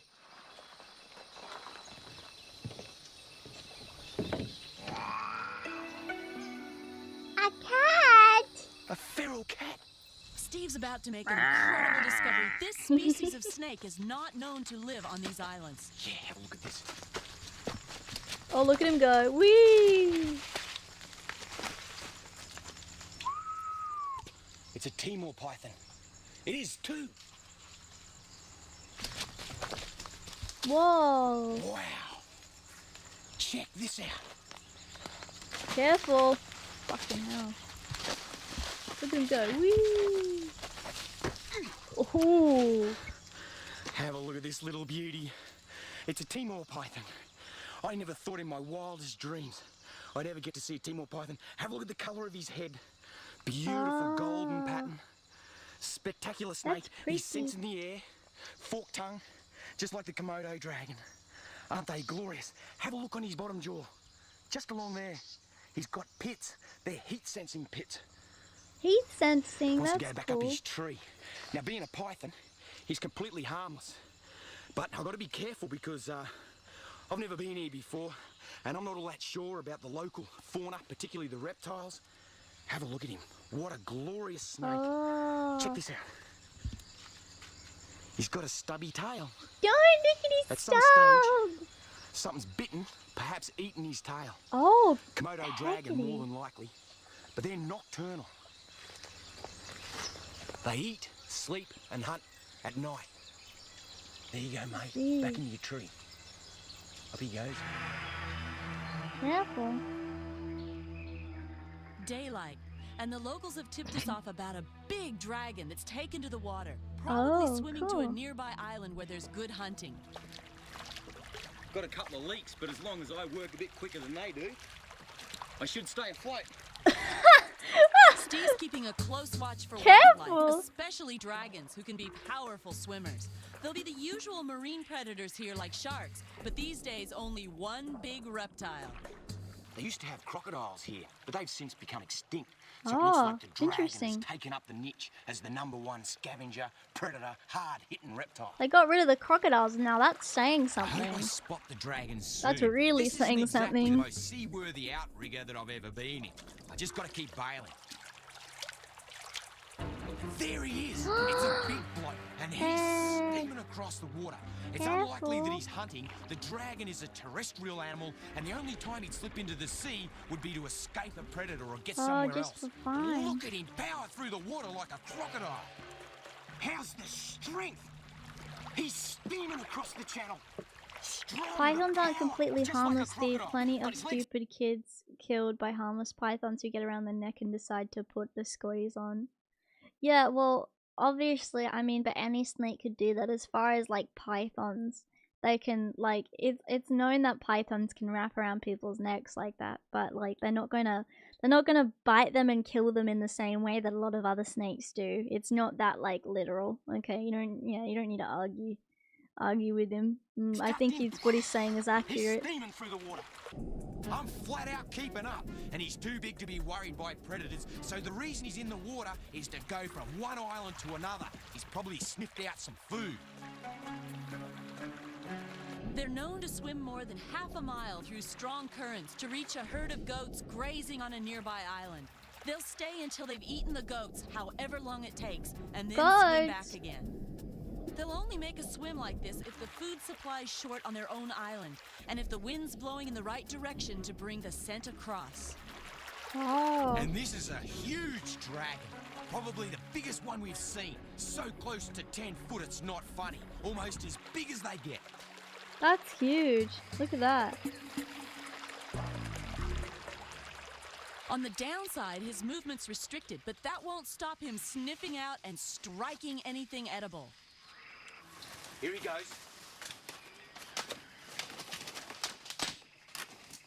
Oh god, it's gonna be hard to escape from if he's got to run. How's this? I hope you can't smell this. Oh no. Makes me nervous. He turns straight at me. He can sense Oh, the blood. He God. goes into feed mode and he readies for a strike. Oh jeez. Straight at me. When this guy is on, they're right on. Oh my god. Thought, yeah, this must be edible. Luckily enough, I'm able to go through the spider mangroves, those aerial roots, and stay out of his way. He's in hunt mode. Look at that forked tongue going. Oh wow. Location, they can locate anything. And once they go into this mode, anything moves, bang, it's sensory overload. They hit it. A little bit of bark falls off the tree, whack, straight at it. Phenomenal, the keenest sense of sight. Phenomenally keen. Real good eye for movement. Scanning, because I tell you what, see how nice and pin my toes are?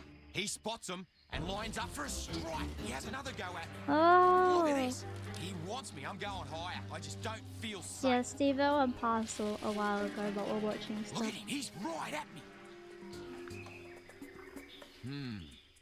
He's starting to lose interest and move off.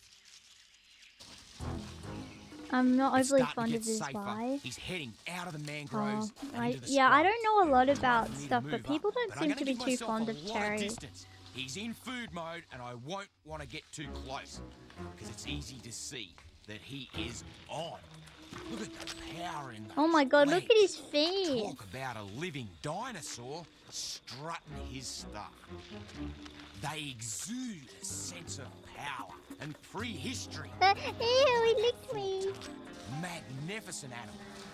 He's Lick starting to me. get out of hunting mode and into an inquisitive mode. Who is as he inquisitive? goes side to side, picking up the scent of something. And now Ooh, he's starting to who's jog. he? What's he He's heading out into the seeing? savannah in Look a at him jog. go! Look at him go! Where is he going? What's he doing? Let's Where's follow he him and see what he's up going?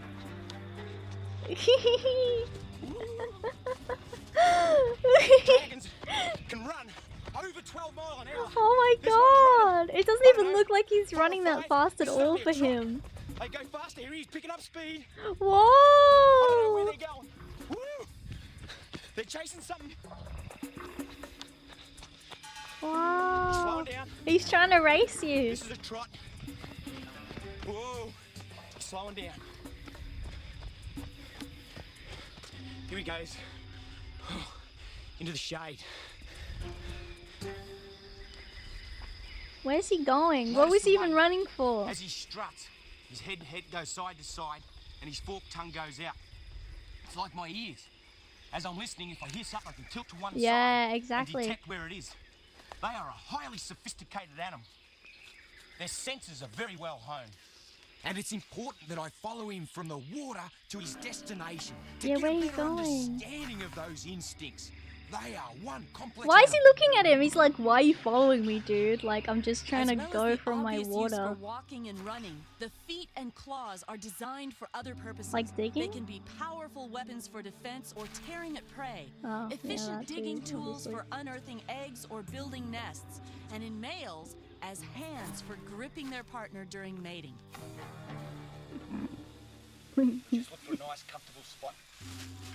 He's scavenging amongst the debris left on the high Oh, tide. look at He him. grabs a bit, yuck, spits it back out. Yeah, he It's said, not ew, edible. ew. Whoa, he's starting to curl his tail up. Be hungry. He doesn't like my presence. I guess I was in his way. Tail whips are just a warning, but a good solid one at that. Oh, she's starting to sting a bit. Actually, have a look at this. See a bit of a bruise Ouch! there. What happened was, From the kind of the tail? tail hit me across there, and that was like whoosh, Like the whip. the last part of the tail connected. Hey, quick, get a Interesting. good shot of it, because this is like the best souvenir I could ever get. The best What an souvenir. impressive animal. You've just gotta love and respect them.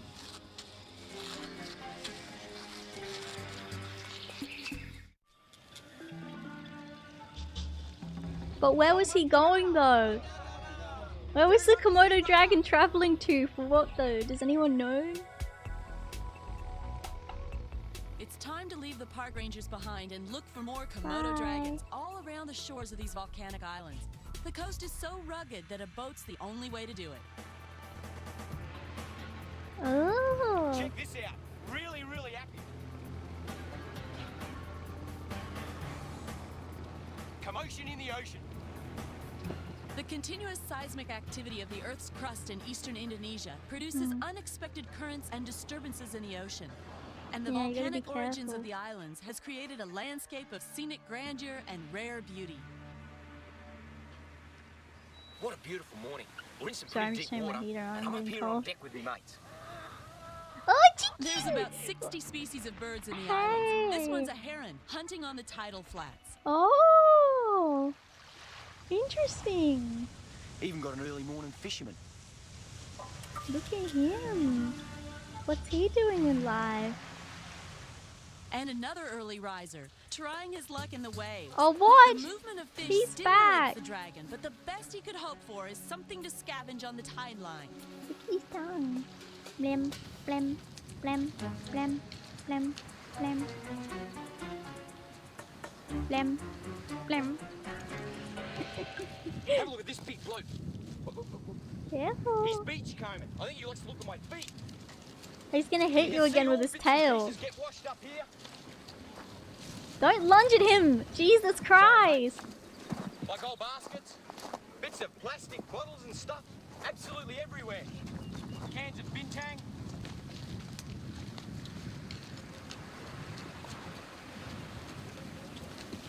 He's just forked tongue all through it. Oh.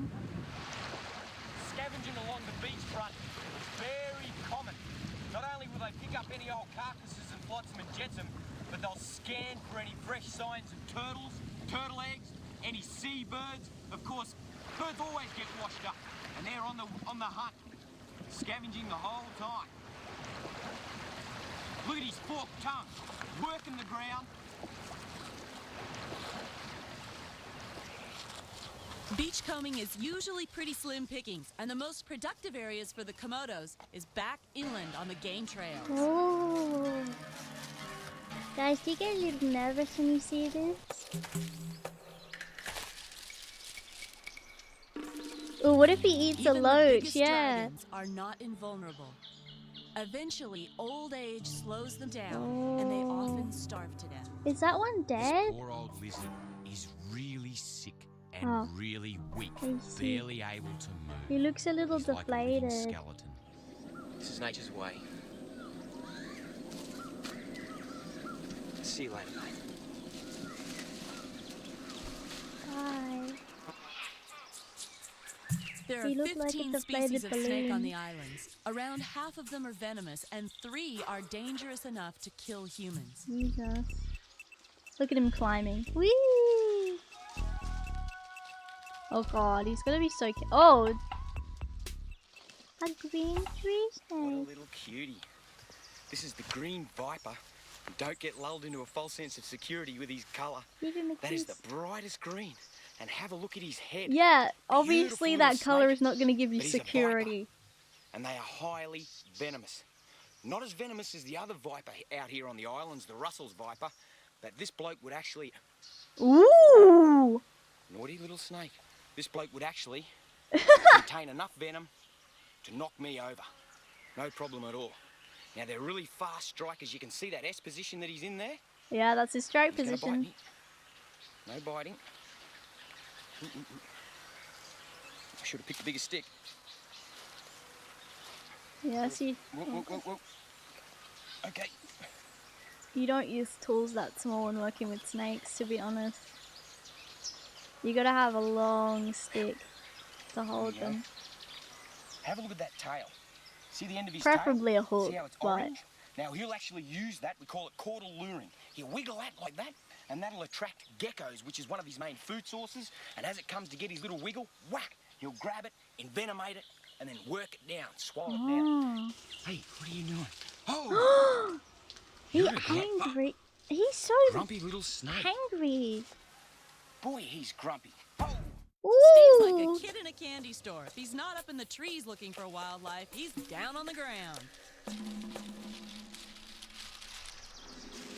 This is the gosong, the local name of the megapode bird.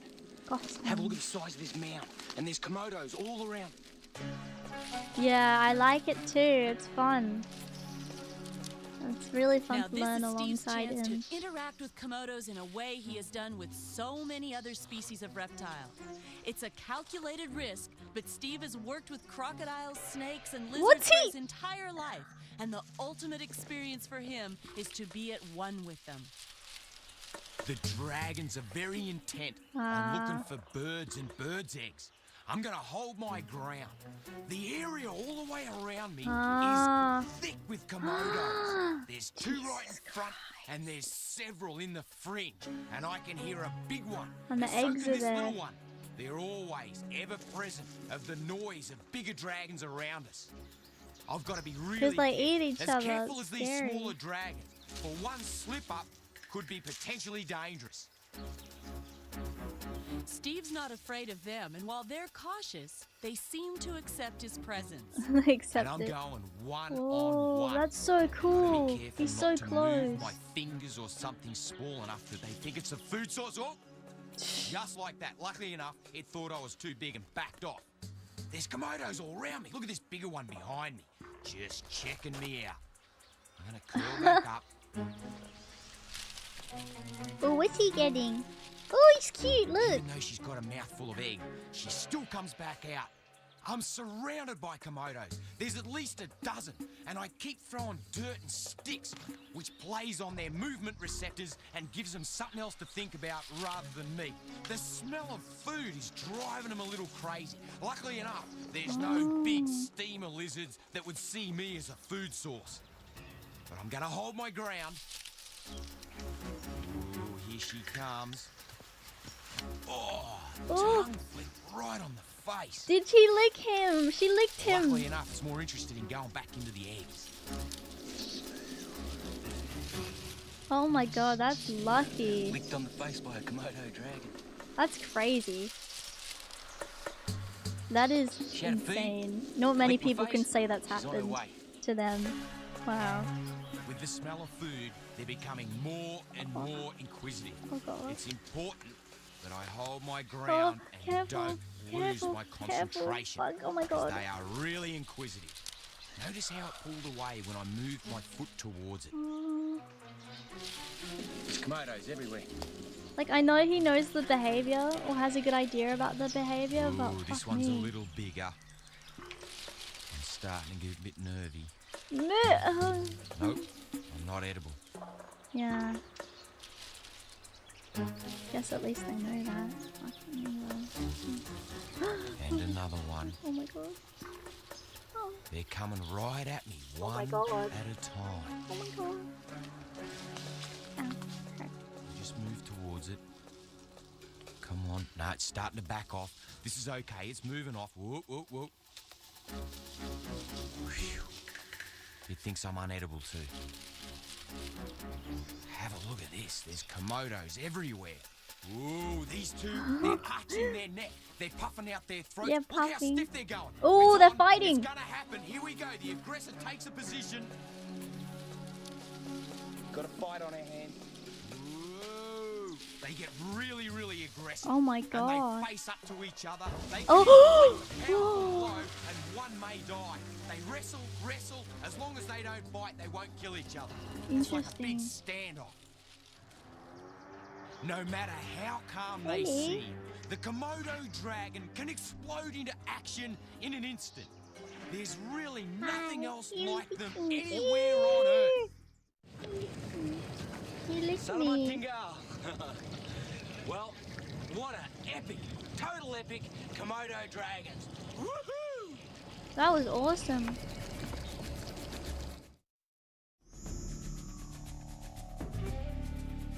Do you guys like that episode? That was cool as pie.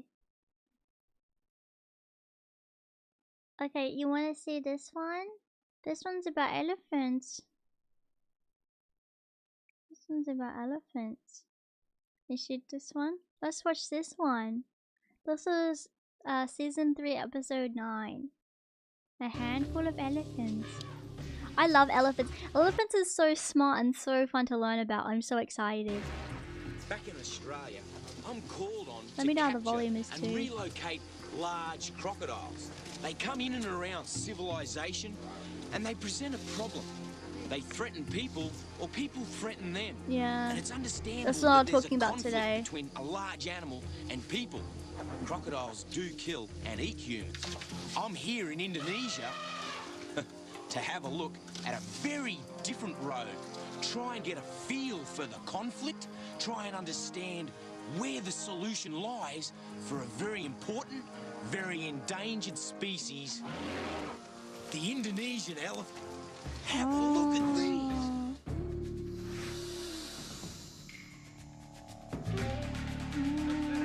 I guess he got a haircut in season 3.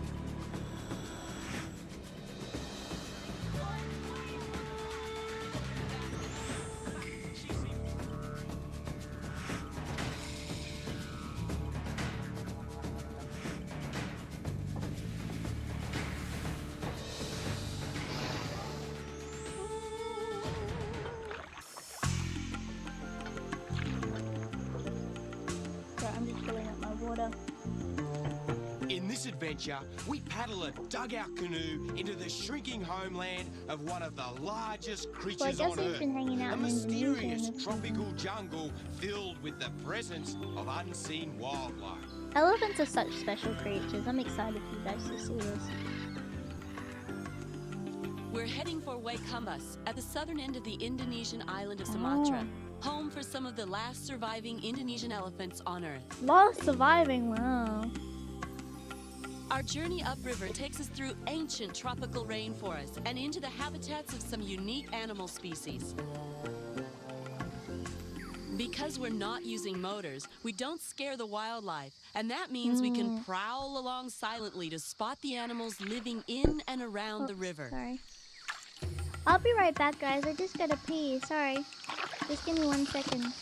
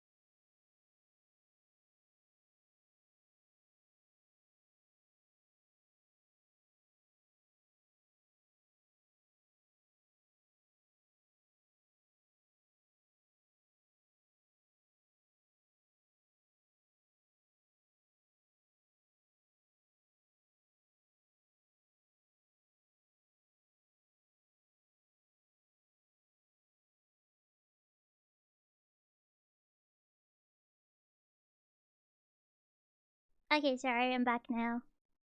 Let's continue. Steve's never been able to resist wild pigs. He just Wild loves their cute little pigs. faces and their crazy personalities. Yeah, I'm not gonna keep this video playing while I'm AFK. There's pigs moving around everywhere. They're just all I over don't the wanna miss ground. it. I want to see if I can get in close to a couple. The Indonesian wild pig's Wild not pig's really a so menace like cool. the big feral monsters we get in Australia. I like a wild pig. They're a real cruisy little animal, and they don't even seem concerned that we're getting I love closer and him. closer. I love him, a fluffy boy. See him? Wild pig, I love him. This is just what we're looking for. Elephant country. And I'm starting to notice signs that they've been here recently. Oh, thank you. Thank you. I feel extra cute tonight. I was fast. Yeah, I ran. I sprinted from the toilet. Or as Steve would say, the dunny.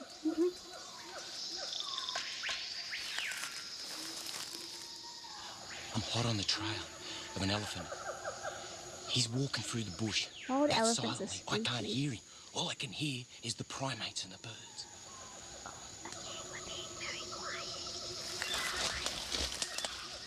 Got to be really careful with wounds in the tropics. It doesn't take too much before they get ulcerated. And here's a bush that you got to watch out for. See this stuff here? Oh my god, It's thank you worse very much for the than barbed wire. $5. Have a look Thanks at for the it class, Kiki. Good night from another country full of poisonous critters. Oh, well, have a good night. you get And bitten by a thank tiger. you very, very much for the thanks. I appreciate it. Thank you for all your support, guys. I'm hoping to do more streams like this. Pretty soon I stumble straight onto one of the many roads that cut through the remote rainforest. It's a great place for pigs and other animals to get out and enjoy open spaces. That's so and cute. graze Look on at the grass. baby and its Here's some mom. elephant dung. Check out the butterflies sucking up the nutrients. It's interesting how the ecosystem revolves around a large mammal. That's interesting, And but here that's it is. also Check this out. disgusting. Look at the size of it. It's a steamer. Whoa. One of my dreams is to go to Africa and to see the elephants. I know this isn't in Africa, but still. My instincts are on overtime. These things can move quicker than I can through the rainforest, and I don't want to get trampled into the ground. Wow. Get ready to run, Steve-O. Get ready. I'm just going to hold my ground. He's staring straight at me. Here's where you want to see elephants. Right here. In Wow. the wild. Here he That's goes. so lucky. Okay, let's go back in the bush. I've seen elephants in real life before, obviously, but to see them in the wild like that would be amazing. Because he's moving, I don't think he can see us or hear us. It's dangerous dealing with now's my wild chance to elephants, follow, though, but we're gonna have to be dead obviously. careful.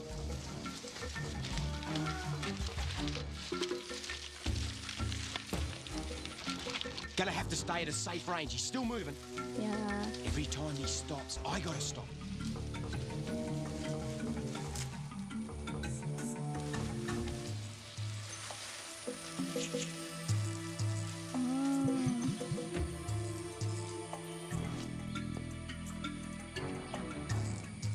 What I'm trying to do is keep it a safe distance, for if it charges at me, I'll need enough room to bolt. They're faster than you think they are, too. It's amazing how he can stand there as quiet as a mouse. As quiet as a mouse. He's had enough and he's moving on. Wild herbivores might be more dangerous than predators to My humans. first elephants in the wild, right here, in the rainforest. I know, right? They got big ears.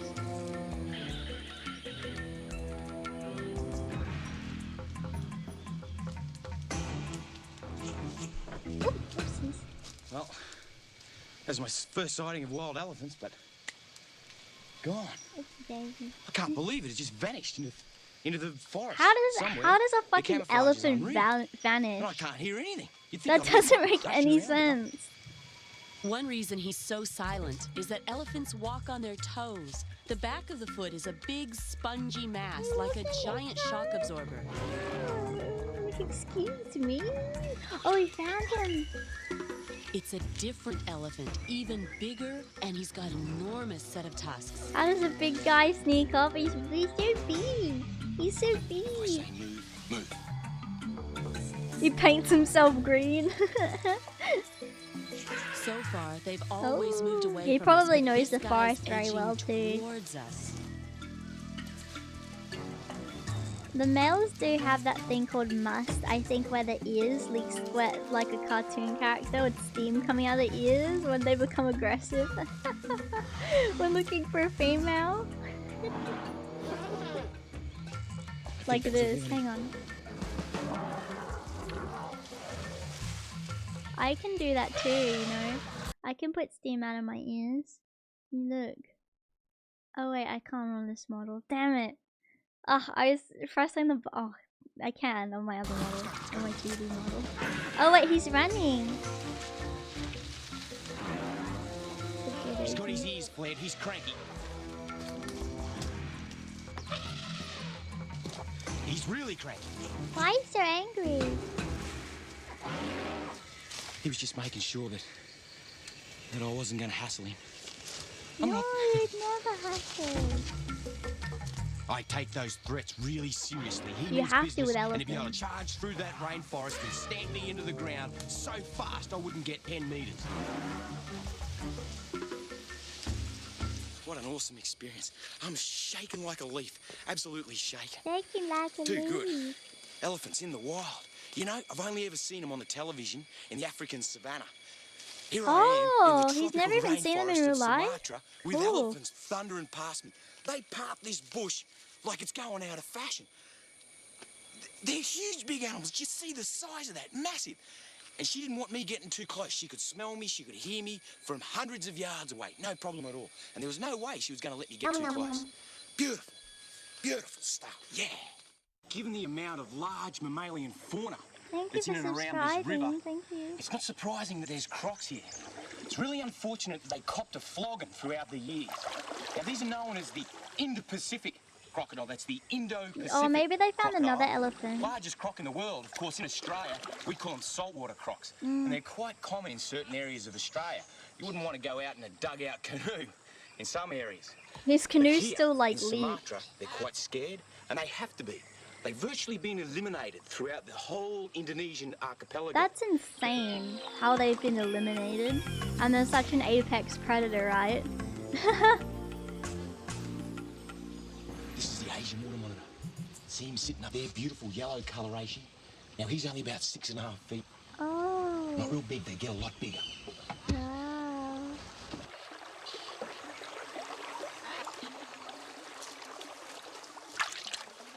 Sumatra is one But of you the also two have a biggest good islands several in primary Indonesia school and teachers supports repeat amazing that species of the animals one neat found trick that nowhere tell else in the African and world. Asian elephants apart is that African elephants have ears shaped like Africa and Asian elephants have ears shaped like Asia. Yeah, if you swim a bit on its side. There's elephants Yes. all around me. I can't see them. I can only I see a remember couple being here, taught and there's that. two grazing up on the top of that hill there. But you can hear them. You can That's hear them all interesting around that they told you snorting that and too. communicating with each other. I wouldn't be surprised if there's not a dozen elephants around. Look, they're talking, listen. Unbelievable. Look They're at very them. intelligent animals too. Sumatran how big elephants they are are. a distinct subspecies of Indian elephants. They can't interbreed with the world's other elephants, so if we let them disappear from this one island, they'll be gone forever. Wow, look how big they are. Look at their They're trunks. just playing like a couple of kids. And they try and have a couple of baths a day. They're so Or cute. more. Sometimes when it's stinking hot, they'll spend hours in the water. They do it It's like they're gonna to have a graze regulate on their the side there, temperature. eat a few of those reeds. Anything that's green is fair game. Same It as looks like a hippos. typical elephant family. The head of an Asian Also, something that a lot of elephants and hippos do is they'll coat themselves in mud, give themselves a nice cool mud bath, and that will actually help create like kind of a layer to help them cool off, and to kind of also it keeps them cool for a long time, makes them feel better and everything. It's very nice. elephant household is a dominant female who supervises every part of her family's life. Aren't they just gorgeous? Absolutely beautiful. Notice how they're urinating in the water. Now, elephants are very sensitive to their own manure, in that when they do a dollar, they won't stand in it, no matter what happens. And it's very significant where they place their dung. Of course, it's very important for territory, and other elephants can come along and smell that dung and tell exactly what's going on with, say, a herd that's out there. All the fully grown elephants in this family are female. Oh. I'm happy. I'm really happy. A typical family would be group is too. between 4 and 10. This one just looks a little bit bigger. Quite tranquil, isn't it? The mama elephant. Most of the wildlife on the river is quite tolerant of me. Wow, These macaques what a know I'm here, dream. and yet they're not too worried. However, monkey. some of the reptile species are very scared with my presence. Like this Salvador's monitor, the Asian water monitor. He's quick to get out of my way, and so are the crocodile. Oh, he's a They little have to be, nervous. 'cause poachers, illegal hunters, will kill them for their skin. We've moved Very into sad. Waikambas National Park, home to around 1/3 of all the Sumatran elephants left on Earth. I know, he does look so young here. This is only season 3, so... At the heart of the park is a training center, a place where problem elephants are taught a whole new set of skills. Well, I hope they're not If they hurt. weren't here, they probably wouldn't survive, because most of them had become nuisances in settled areas where they're no longer welcome. The people are mahouts, highly skilled handlers who bond with individual elephants and stay with them for life. And that's about 60 years. That's very nice, actually. 60 years to hang out. Look at them. Aren't they just magnificent? Here's a banana, mate. Little banana here. So you can see those fingers, that finger on the bottom there. They actually call them fingers. Up here, buddy. See that finger work there? Oh, interesting. There's a lot of difference with these elephants to the African. Running out of bananas. Is these actually have just that single finger. The African elephant has one above and below. They've Yeah. got two. Their trunk That's the one I've seen. is such a highly developed, modified organ. And it's one of the most incredible things in our natural world. They've got a highly sensitive sense of smell. Watch this. He can delicately grab that banana and place it back inside his mouth. They could pick up something as small as a coin on the ground. They can smell for kilometres around where there's good tucker, where there's other elephants. He's agreeing, he's And then like, have a yeah, I look at his can. tusks. Now, with the Indonesian elephant or the Sumatran elephant, only the males have tusks, and not all of them have these structures. And these are like a modified incisor that grows throughout their life, and they come out through their jaw. And they're used, of course, in combat. You know, it's a male thing to have good set of tusks and get to mate with the girls. And they've caused elephants across the world great problems because here is ivory. And of course, ivory poachers, you know, the rest Thank of the God store. ivory They've is got now pretty not good allowed sense anymore. Also, something, oh my God, you know, I remember I got so sad because one of my teachers in primary school, she had an ivory bracelet. And I said, she's like, this is made from ivory. And I'm like, huh, what's ivory? And she said it's made from an elephant tusk. And I'm like, huh. I at the time I was like, I wonder if elephant tusks are like continuously growing like rabbits, or if they fall out like teeth or something. Yeah, ivory is essentially just something that's made from elephant tusks. You make jewelry, pottery, stuff like that. Yeah, she had that. Yeah, she had a bracelet made from ivory. And she's like, yeah, you can't like, so yeah, I got home and I asked my mom about it because I was curious. And my mom said to me, yeah, ivory, a lot of people would poach elephants for their tusks to make ivory. And since then, I hated that teacher. Yeah, it was very widespread and common at one point. So a lot of people had ivory stuff. So I'm so happy that that's not a thing anymore. It used to be a lot more common. Remember, I was in primary school, so it was more common back then than it is, you know, now. Yeah.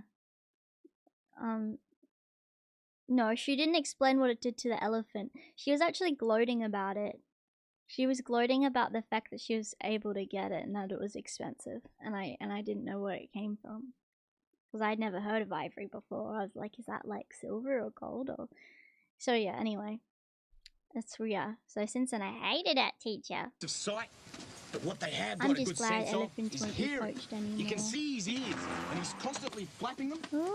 And that's a cooling system. It's like a capillary action. He's got blood flowing through his ears. Wouldn't it and they're hurt his very little thin. eyes? So as he flaps them, it cools the whole animal down because the blood's flowing through his ears, and that cooled off blood goes and flows through his body. Interestingly, rabbits have a similar system, not with flapping their ears, but it's the same. Their blood will travel to their ears in the heat when it gets hot. So then the ear will because it's got a thin layer on the top, will then dissipate the heat out through the ears, giving cooling down the blood and then pumping that blood back into the body.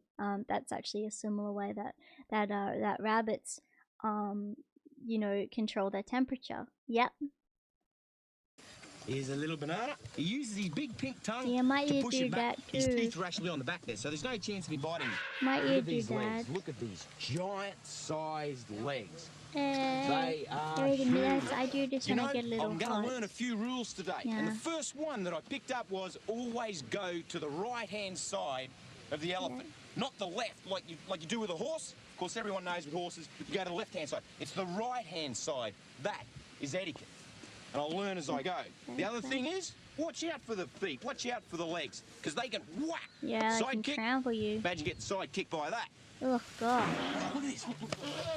Imagine getting crushed under Whoa. there. The elephant is that intelligent intelligent that if he gets mud between his toes, you know how gooey mud is between your toes and it's quite uncomfortable? They'll get a stick or something and they'll actually work it out with... I'm not a fan of poached ivory, but I think making ivory stuff from naturally deceased elephants is okay. Unfortunately, it is difficult to know where the ivory is sourced from. I think it's less bad, but I don't think it's good to be fucking with any dead bodies at all. Really. Like, that's a first. Secondly, by actually creating that ivory and selling it, it adds value to it. And then people will say that it's the elephant is deceased, but it won't have been. And there's no way to tell. There's no way to tell with the ivory. I don't think there's any way that ivory can really be done ethically. Like, and then it creates demand for it. Absolutely. I don't think you should be fucking with any animal's teeth or tusks or anything. I think you should just leave.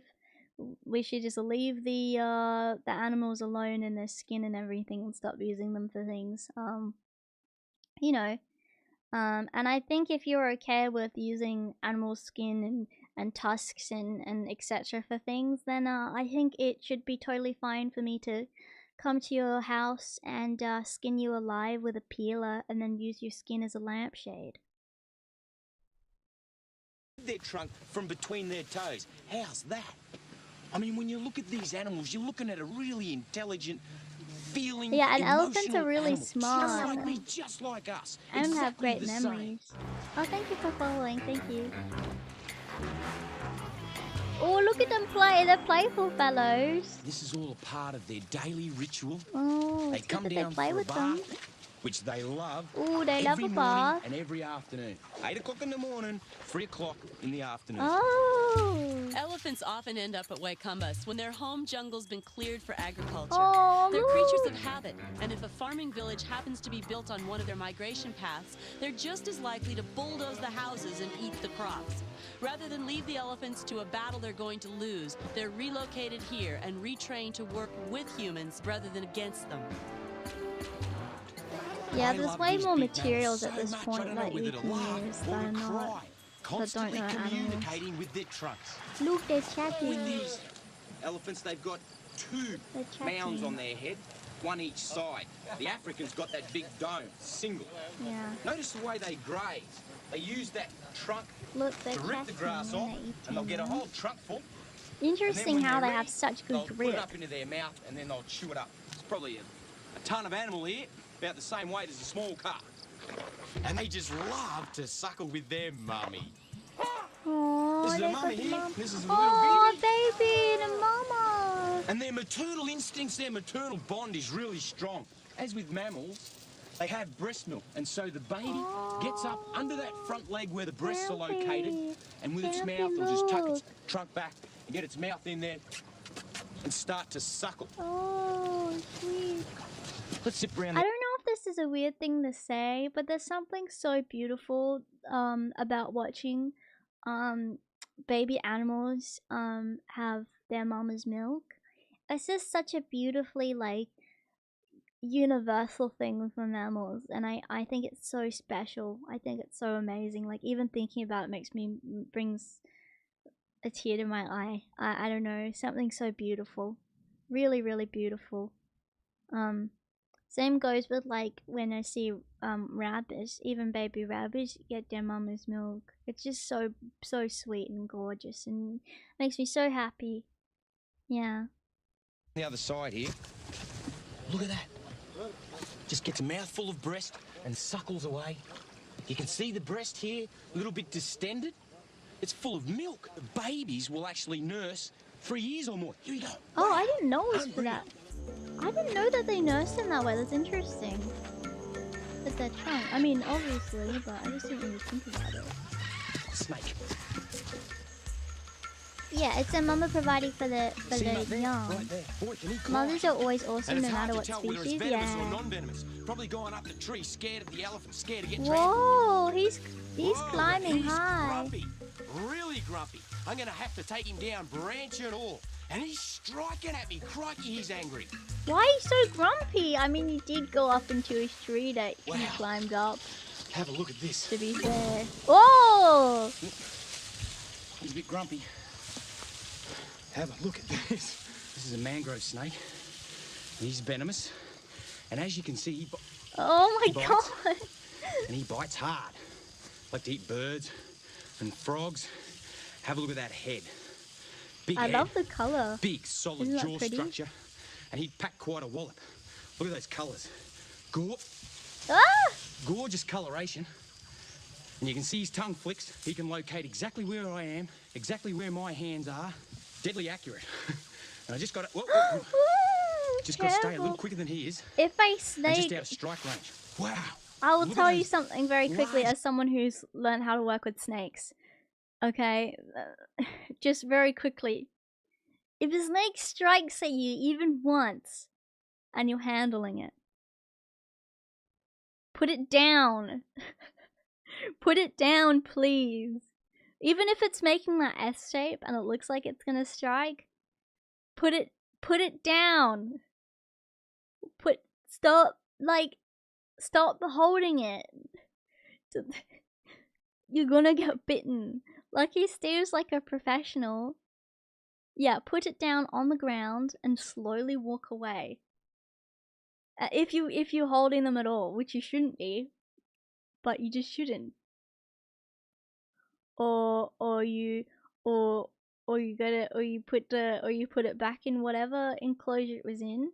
No, asserting dominance does not work with a snake. That doesn't no. You posing as a threat to the snake is gonna get you bitten. That's not a good idea. Yeah. Go and call Giggle. I'll come help. Okay, go and call the Giggle. Yeah. You work with animals? Awesome. Well, I did for many years. No step on snake. Don't step on him. Walk back slowly. What if you give the snake a little kiss to let it know you're a friend? Well, I don't think the snake can enjoy a little kiss very much, but I've kissed snakes on the head before. I've done it before. There's something like interesting about the way that snakes smell that I can't like describe. They smell weird. The snakes smell weird and they feel weird and they're weird to kiss because of the scales. But I've kissed them on the head before. Definitely a lot. As well as let me think. I've kissed a frilled neck lizard on the head before too. Very, very scaly guy. He was, I think, in the process of shedding at the time I kissed him, so he's a little sheddy. Let me think what else I gave a kiss to. Yeah, they smell musky. Yeah, but they also are clean and smooth because of the scales. I don't know how to explain it. Yeah, they're not oily, they're just musky. Let me think what else I gave kiss to. That dangerous animal. What dangerous animal would I give kiss to? Most dangerous animals don't go near at all.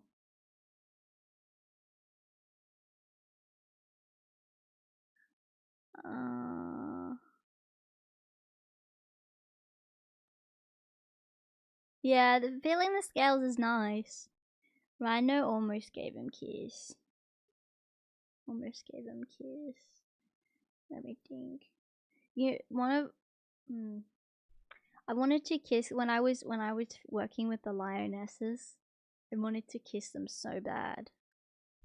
Like so bad. But I couldn't because I knew my head would have been bitten. But that would have been nice.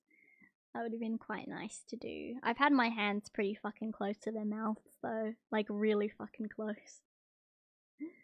You weren't allowed? It just would have been a stupid idea. Because firstly, I'm not Steve Irwin. Secondly, I can't run fast. And thirdly, I'm tiny. Yeah, and yeah, the house cat behavior does translate very, very well. But the thing is, with stuff like the zoo, like, you like, they're still wild animals. Some of them are a little bit, like, a lot of the big cats that you'll see in a lot of other shelters and rescues, especially residential ones, is they're very used to being around people. The animals at the zoo, they're used to being around people, but also interaction is daily, and it's only like feeding and enrichment. So like, or sometimes you'll be interclean. So it's like, it's not really like you're gonna be playing with them, you know, you're not playing around. So it's just not as, I don't know, it's just different. You're not really interacting with them as much, you're letting them be a wild animal. Yeah. Yeah, I'm from Aussie land. Yeah. Yellow scales. Now these are a rear-fanged venomous snake. And he's big, like he's big enough to pack a good enough wallet. He'd be the same as our brown tree snake from Australia, or actually comes all the way up into Indonesia. And they kicked around a bit. He's grumpy. He's angry, look at him, angry. I've taken him out of his tree. Had to bring the branch with me, because he was Isn't going to tag me one way or the other. No, enrichment is not playing. Enrichment is stimulating their brain. It's doing something that is going to stimulate them. For example, meerkats putting boxes in their enclosure is enrichment. It allows them to kind of, in a fun way, partake in the behavior that they would be in the wild, and so instead of just feeding them, you're hiding things. You're letting them use their own their animalistic instincts as well. So that's kind of boxes in the I'm talking about in an enrichment in an enclosed area, for example. It's letting them it's letting them act out their natural behaviors in a mentally stimulating way. It helps their brain. You could, for example, you do the same thing. You can do the same thing like with children. You can give them enrichment too, in different ways. For example, giving them something to play with. Getting them to put when they're little babies, getting them to have like those different pegs and putting shapes in them, stimulating the brain, giving them more intelligence. But with the animals, it's a little different because you're getting them to use their survival instincts. It's good for their brains. Yeah, so essentially you're not playing with them. They're playing in their own way, but you're not doing it with them. Because if you're playing with them, then that's not going to be as mentally stimulating as it, unless they're like they have to be doing something themselves, if that makes sense. Yeah. So yeah, that's kind of if that makes sense. Yeah. Yeah, stuff to do that isn't just sleeping or eating. Yeah, it's not. It's fun for the animal, but you're not really doing anything with the fun. Whatever. Yeah. Does that make sense? Yeah. So it's not playing. Like, especially with wild animals, you don't play with them at all. That's one of the biggest misconceptions with zoos, wildlife centers, stuff like that. Animals, especially those that get released back into the wild, you're not interacting with them like at all. You don't play with them. You don't cuddle with them at all. It's so important for them to either interact with each other or get used to kind of being, or not getting used to being handled, because as soon as they get used to being handled, they're going to suffer out in the wild. And even though you want to give them kisses and cuddles and pats, you can't. It's selfish. It's a selfish thing to do, unless they're staying there long term and they can't be released out. It's always important that you give them that opportunity if you can. Yeah, anyway, sorry. Mind you, I wouldn't want to take a belt off him. It'd hurt, and I'm not sure how the benefit. Oh, careful. Crikey, that was close. I felt the wind of his mouth snap together right at my lips. He's a little grumpy. So, let's put him back into the tree where he can go about hunting. Come on, mate. Yeah, it looks like a hornet kind of, doesn't it? Okay, buddy. God, that was close. Watch the way he climbs. His scales, his ventral scales, those underneath, are quite modified for gripping trees really It's interesting that they can climb. You wouldn't be able to think that they could, huh? So cool. Sunset, and out in the jungle, the night shift's taking over. Oh, it's a porcupine. G'day, I love Spiny. porcupine. Have a look at this. Ooh! This is the common porcupine. There's a few different species of porcupine throughout Southeast Asia, and they're gorgeous. They've got those beautiful white quills, and they're hollow quills, and they are a wild animal. They don't have to live in fear of big predators like tigers, reticulated pythons and blood pythons, because they've got these quills, and if they get attacked, they'll start to run backwards, and they'll present the quills, and let's say a tiger has a go at them, they'll just This is the time I met Steve Irwin, by the way. and they'll embed themselves right in the flesh. They can't throw them like a spear or a javelin, but they'll embed them in the flesh, which causes pain. But the worst thing is that it may even cause a Love predator how they're like a hollow. tiger's I know, death. right? So cool and interesting. I don't mean you any harm, girl. Oh. You're all right. Hello. Hey, what do you do? Hey, see the way she sticks those quills up like that? She means business. Oh, They're quite she's being intimidating when they do serious that. these days. Oop, she's flaring them out. She means business. You're all right, sweetheart. Hey, hey, hey. Good luck with your foraging, little one. Oh, good luck. Check this out. Everyone Back say at good camp, luck. one of my very close relatives comes in to join me for lunch. Oh, that's nice. That's my rice. He stole it. Excuse me. This little macaque's obviously been humanized. He's probably a pet someone released into the jungle. Naughty.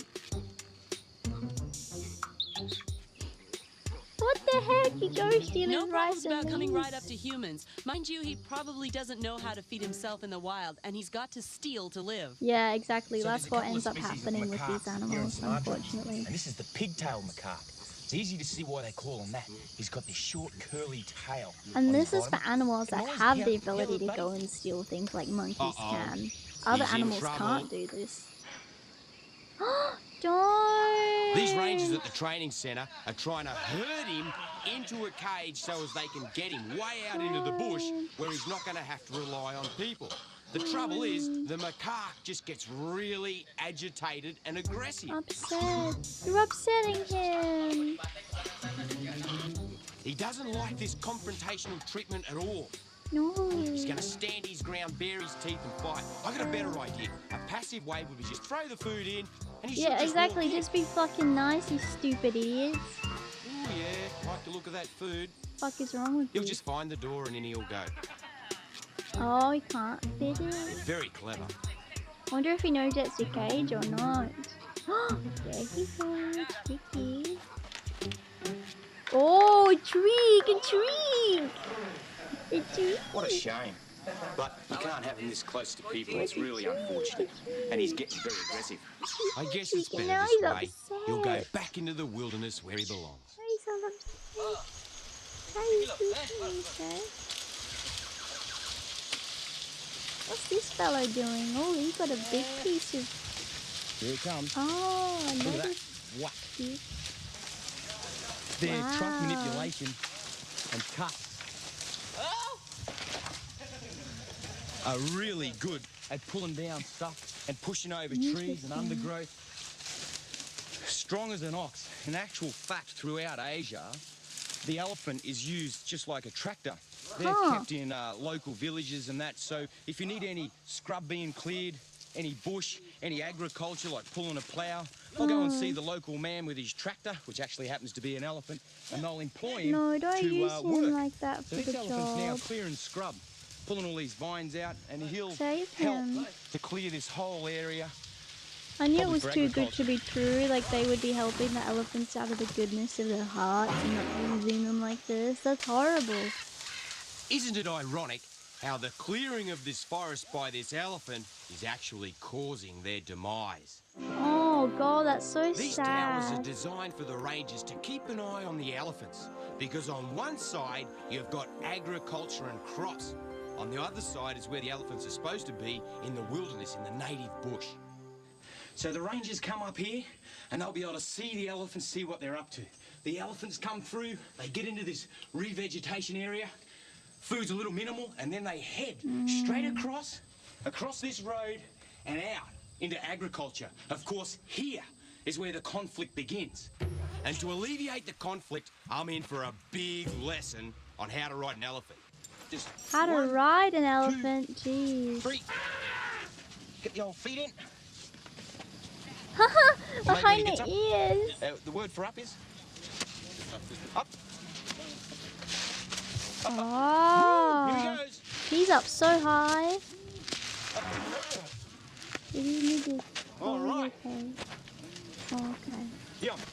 Yeah, at least he's showing this, yeah. Woo! How much are they paying them per hour? Bagus. Bagus. Indonesian for good. He's a good boy. Bagus. Step love on him again. 'Cause he's so good. Bagus. He's a good boy, this elephant's a good boy. Wow, how's that? Elephant skin's Steve pretty gets to be a nice. mahout. Quite an art to being a mahout. You got to be at one with your animal. And so the first trick I learned is this rope. So Oh, that's what the rope's my for. feet around there and I get the secure rope your through the heel. feet. and then get the rope between my toes. And then Oh, under this ear here, they've that's got a gonna be lobe. so uncomfortable. And just go. No, I can't deal with that. No, Full no, motion. no, no. I don't like that There's a idea bad conflict of happening rope right between your now. There's a toes. herd No. of elephants annihilating some farmers' crops. And this happens all the time. Unfortunately, the farmers that will elephants kill go to not or like people? strike at Yeah, the of elephants, course. causing Fucking death hell. and destruction. Conservation of wildlife, that's what makes me tick. And so I'm joining in with the mahouts to try and get them out of the crops, back into the wilderness area where they belong. That's good. This is a wild, wild experience. Get them And back. it's far less dangerous on elephant back. Approaching elephants on foot could be fatal. That's very good. You can see these elephants? They're all pretty For crazy. releasing them back, that's They can smell amazing. me coming, but approaching them on an elephant, they're a little less wary. Of course, if I was walking around on my own, they would have smelt me from kilometres away and just bolted. Yum, yum, yum. I'm going to keep my mahouts nice and close. Dealing with wild elephants, pretty unpredictable. I'm the novice. I don't know that much about what I'm doing. These blokes are going to keep me in line. Mahouts is nothing quite like a good mahout. You can hear those ghouls. They're loud. Trumpeting away. They're yelling. Oh, who's that? Who's that? Get the sunglasses. I think it's a cobra. You jump on here? Wait there, boy, wait there. Woo! Had to grab me sunglasses. I think it might be a spitting cobra. Spitting. Whoa. At first, I thought it was a cobra. Oh god, it's gonna So the strike boy at slipped you, me Steve. sunglasses, but I'm safe enough to take them off. Oh, It's pretty bitey nonetheless. But I'm pretty sure, yep, it's a racer. You're all right, mate. You're all right. You're all right. You're all right. Settle down now. oh. Yeah, it's a racer, He's gonna try to strike which is again. non-venomous. They're a colubrid.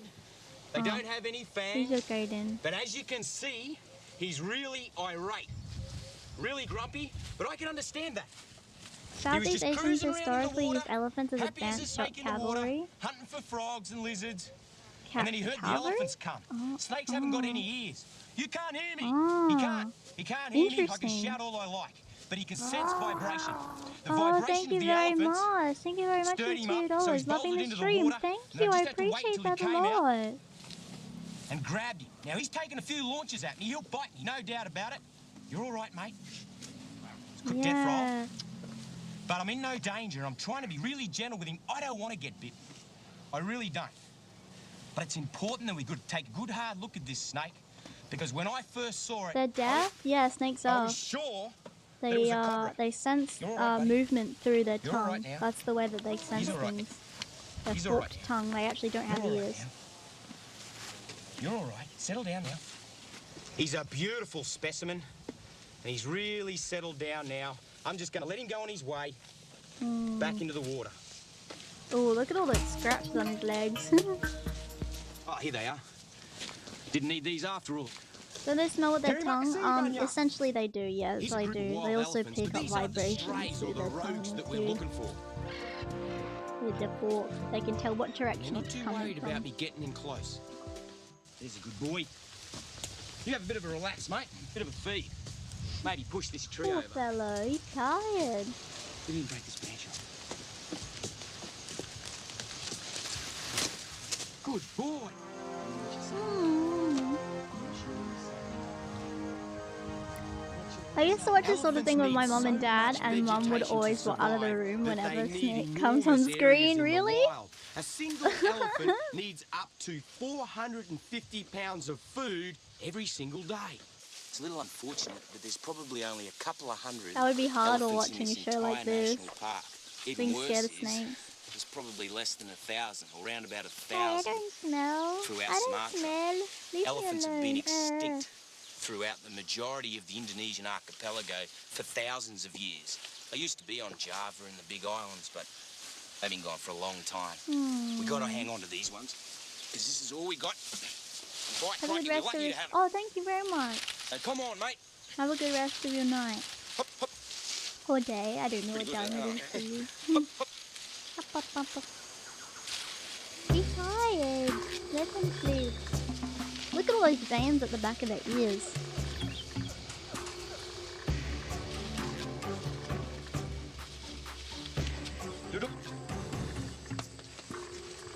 Good boy. Oh, interesting the way he sits. Good boy. Oh, Good boy. give him He's a a good cuddle. boy. Give him a kiss. It's a shame that they use the elephants like this and they're so intelligent, you know. They'll come up alongside this and they'll rub on it. If You rub on it, get a little itchy, and I'll wear the bark off. Doesn't do the tree any harm. This is regrowth anyway. Elephants have incredibly that's so good. sensitive She managed to hold a skin. snake It's up and to she an went inch to thick in Australia's places, zoo. That's but they still amazing. feel something as small as a mosquito bite, and an annoying itch just has to be scratched. What an itchy bottom. He just bite on the tree. You see this? Now this is what the elephants do. They come out into this regrowth, and these trees aren't that big, so they'll come up alongside it, have a bit of a feed, get a bit of a trunk action happening on here, and just push them over. Check it out. That's a fair lump of a tree. But they push them out, no problem at all. Particularly when it's a bit moist, like we're getting all these showers. No worries. So all of these Big screech. have been pushed over. Why are they pushing And they'll actually it? eat this. They'll eat the decaying timber. I don't know how much nourishment they get out of it. This, they'll also Probably take great just something pride to fill in their stomping it down. tummies. You They've can see that's probably a big got so chunk there much where they push space for down with their food. foot. See this one here? You can see this tree. They pushed over Might give and them it's starting to some moisture regrow. too. So of course with the regrowth, you can see how succulent that is. Look at that. That's beautiful stuff. Yeah, that's where they get the water. Doesn't smell too crash hot. Have a look at these ones here. You see the elephants have actually snapped them off and you've got this regrowth. Right, so they're starting to sprout again. This is a good example here. Right, so this one's starting to regrow. And of course, that'll get quite bushy. So a lot of people say, oh, you know, the elephants are pretty destructive because they go through the forest tearing this and doing that. No. That's nature's way. This is the way of our natural kingdom. That's if an elephant amazing. does this, it's great for the environment in that it's snapped off, it'll regenerate, and of course it'll get even bushier. Yeah. And the elephants may not come back here for a year, maybe even longer. It all depends on the matriarch and how much food's here and how much she's learned.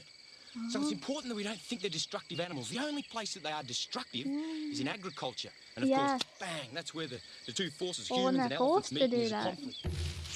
conflict. That's the humans being destructive and using the elephants to do their bidding. Just a boy and his elephant. I love my elephant. What's his feet in his grass? Oh, look at him. They're so cute. Look at the way he's sitting. That's the cute thing about elephants. They're so adorable. Like they deserve so much cuddles and Up love. we go.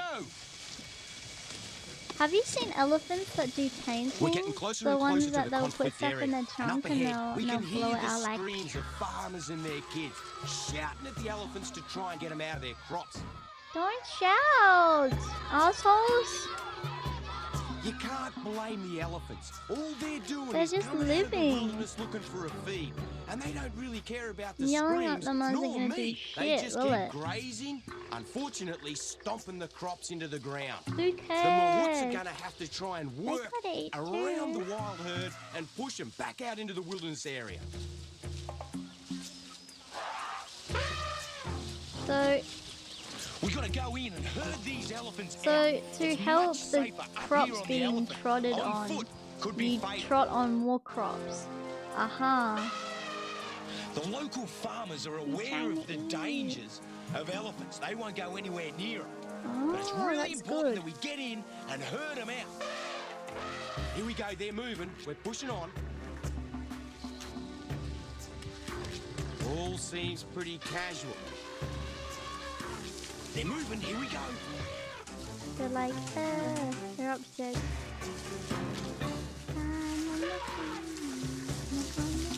So far, so good. It's all nice and casual, not too much stress. Little I'm casual. safe as long as I stay on the elephant's back. To go on foot could mean getting trampled.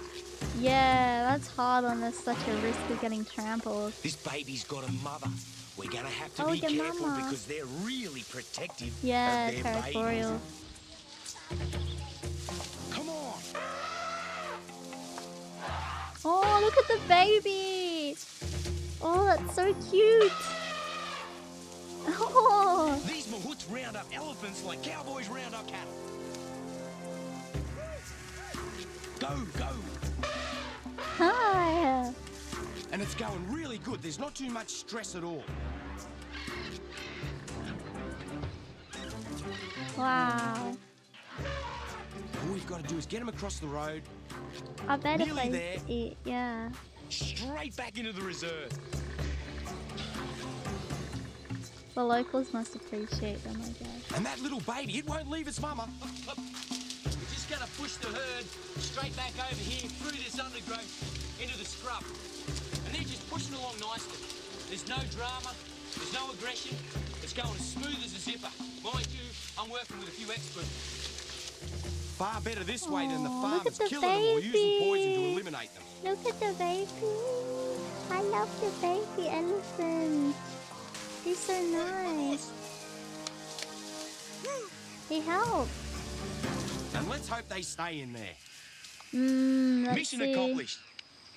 And these Indonesian elephants are the most endangered elephant species in the world. If you can imagine, there's 600,000 elephants in Africa, 50,000 Indian elephants on the Asian mainland, but only 1,000 of these beautiful Sumatran elephants are left in our world. We've got to protect what's left. That was pretty hard work herding those wild elephants up, and they just I hope they love have their bath time. breeding That programs must for be, them. bath time's over. Wait, let me have a look. I'm interested in seeing what the population is now.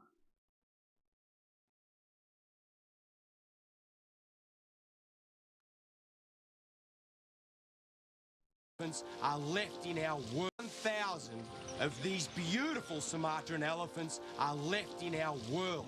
We've got to protect what's left. Sumatran? Hang on, let me have a little look.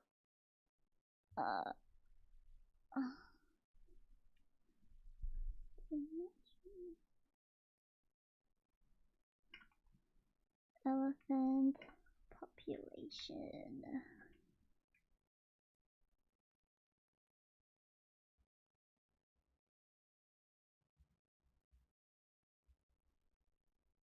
It's a Sumatran elephant.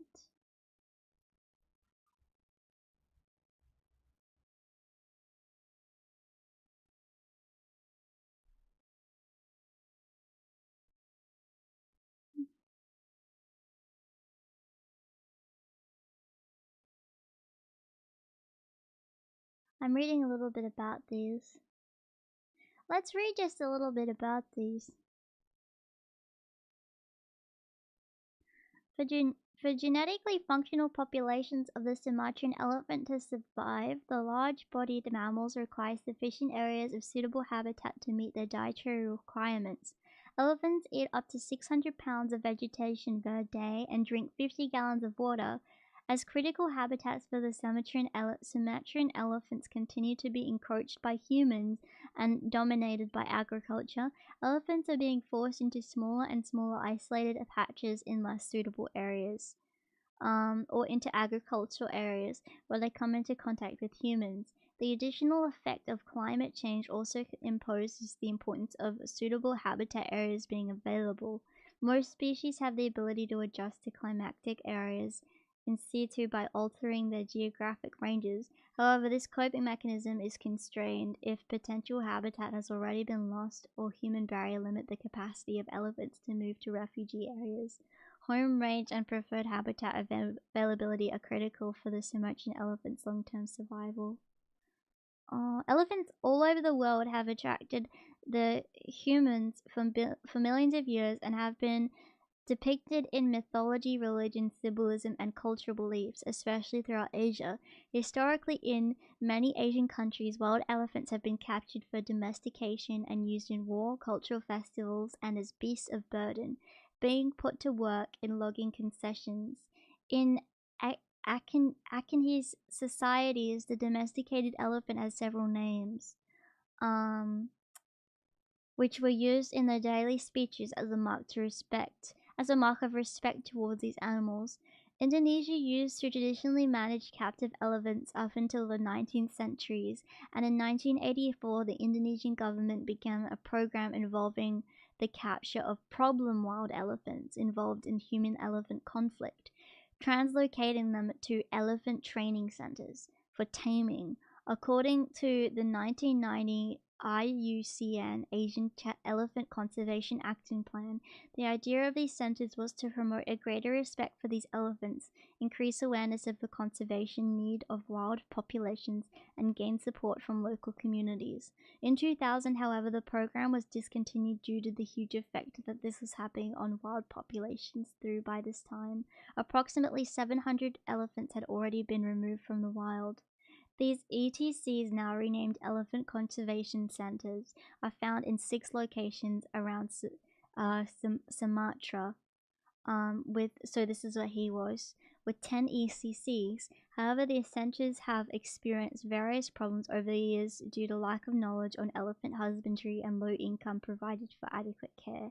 This had led to overcrowded facilities, physical and psychological stress from underactivity for the elephants, boredom and lack of stimulation. Thus, many captive elephants suffered stress from inactivity from being chained into one spot for long periods.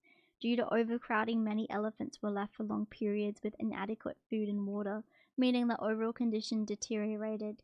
Even when training had been undertaken allowing safety-led elephants to areas to find food, many of these places were too small to sustain large numbers and food resources became depleted quickly.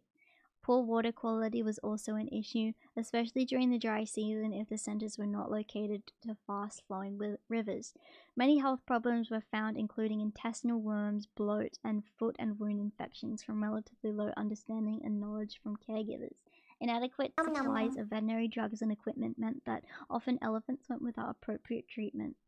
Wow, that's really sad. To try to combat these problems, Conservation Response Units, or CRUs, were created across the country to redistribute the elephants into smaller, more manageable groups, and use these captive elephants to help alleviate HEC and aid in protecting the remaining wild populations. CRU elephants patrol the jungle for illegal activities and help to drive wild populations away from farms, back into the forest. Except for a few elephants in tourist areas, safaris, parks and zoos, the majority of captive elephants either reside at ECCs or CRUs, so like there's none in the wild basically.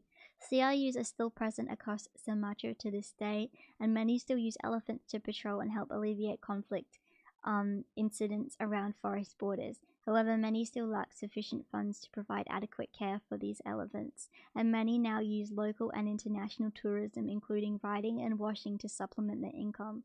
Lack of funds, low salaries for veterinarians, and no management policy in place of many elephants in CRU still have various health problems and a low standard of welfare.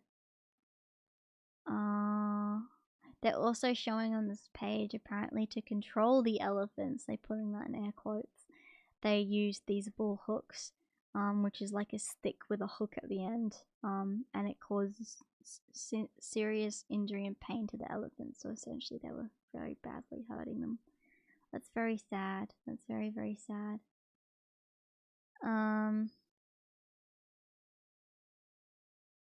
Google says there are only an estimated 20,000 to 25,000 Indian elephants, with an estimated 415,000 African elephants left. The global population of Sumatran elephants is estimated to be between 2,400 and 2,800.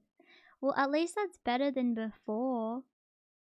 1,000 to 2,000 on whatever is better, but it's still very sad. And they're such interesting and beautiful guys, and I hope something could change with these fellows as well, because that's really sad. That's really sad. Well, I mean, something that I know for a fact, something that hang on, let me think.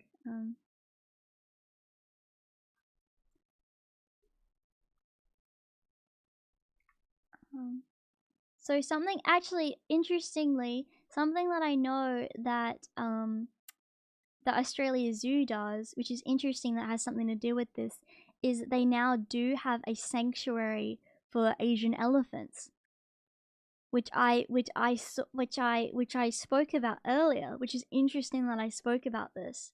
So they do have a breeding program for Asian elephants at the Australia Zoo, which is good. Let me see if I can read.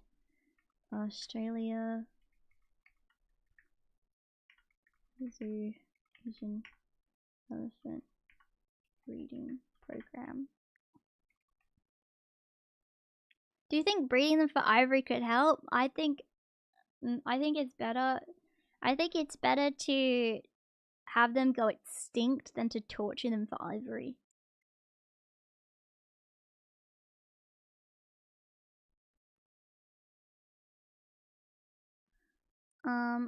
Let's see the conservation programs at Australia Zoo going on currently.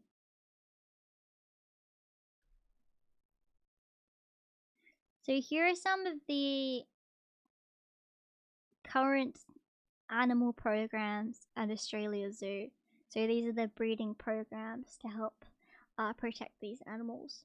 The southern cassowary, koala, Fijian crested iguana, rhinoceros iguana, Aldabra giant land tortoise, Mary River turtle, giraffe, Australian green pythons, black cockatoos, Burmese pythons, curlews, death adders, echidnas, jabiroos, Queensland womba python, red kangaroos, reticulated pythons, saltwater crocodiles, Tasmanian devils, common wombats, yakka skinks, Sumerian tigers, and the southern white rhinos. And I suppose they did have the elephants at some point, because I did read about it earlier. So maybe that's another program that they have. Here we go. Okay. Launching Australia's Asian elephant breeding program, management of repopulation. Interesting. Okay, so this is a little bit about what they did at the zoo for these Asian elephants. There are certainly ethical ways to breed them, but not for ivory. I am certainly going to disagree with you on that. I do not think we should be using ivory whatsoever at all. End of story.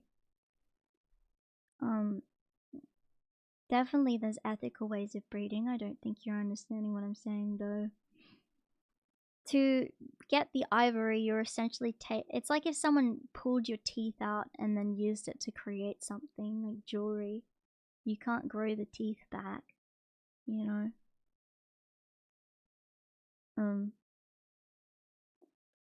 So this is a little bit about how they helped them. I'm not going to agree with you with this. I'm sorry. No. I think there should be no incentive for poachers, and the demand for ivory should diminish completely. There should be no demand. We shouldn't be messing with dead bodies. That's just my humble opinion though.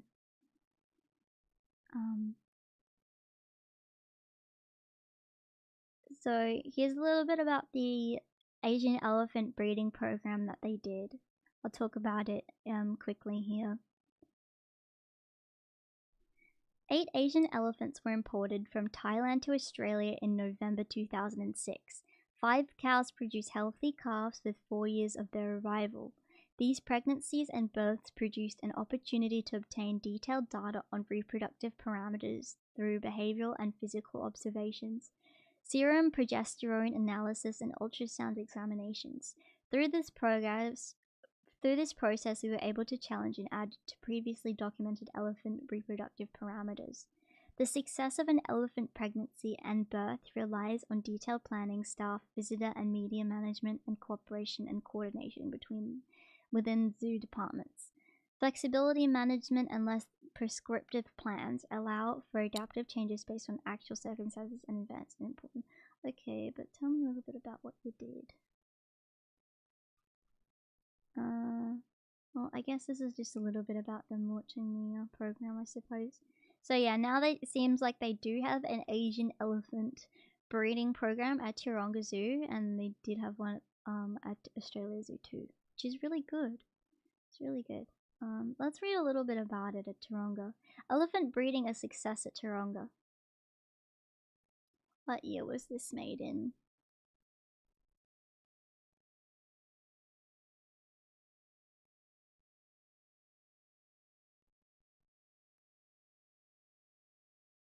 Are you against things like leather too? Yeah, I am. I don't know. I don't talk about it a lot because I don't want to be like, I'm a vegan. Like, I'm not gonna like cry if I see leather. But personally, I don't purchase leather. I don't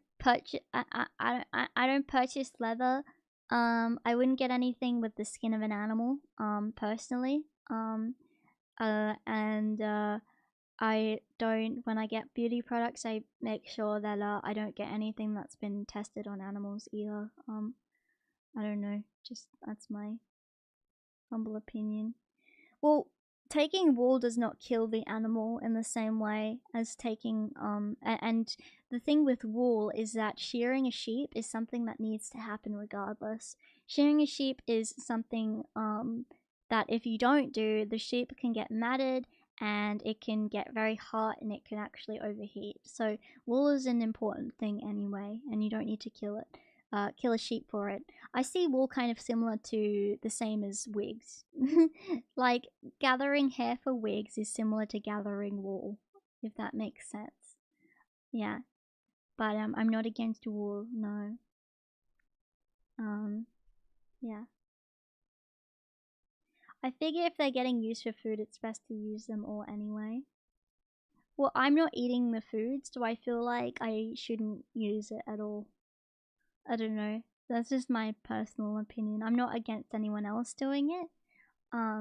But personally, I don't really, I personally don't, I don't like the idea of wearing something else's skin on me or anything like that. I'm all for using the animal up entirely if you can kill it anyway, I suppose. But, I just don't want to, personally, I just don't want to, but I'm not going to cry if someone else does. You know what I mean? Yeah. There's that one sheep that left for 3 years and wasn't sheared because he was gone and he could barely walk. Yeah, exactly. Yeah. Exactly. Wool is a byproduct, whereas leather, you're literally just skinning the animal. Yeah, exactly. But yeah, that's just my little opinion, okay? And but the thing is, with nowadays, like with leather, you can like create like faux fur and leather. You don't actually need it anymore. You can create it in other ways without hurting the animal and get a similar feeling. Yeah. But yeah, anyway, so let's read about this program quickly. Just as a nice way to continue this on, okay? This was in 2013. The newest elephant member of Taronga Zoo, the first female born from a successful breeding program, has been named Tukta, which interestingly, and I don't know, this is at the zoo I worked at, this is probably going to be at the other zoos too. A lot of people, when they're naming the animals at the zoo, they'll name them, like say a savannah, they'll name them African names. Yeah.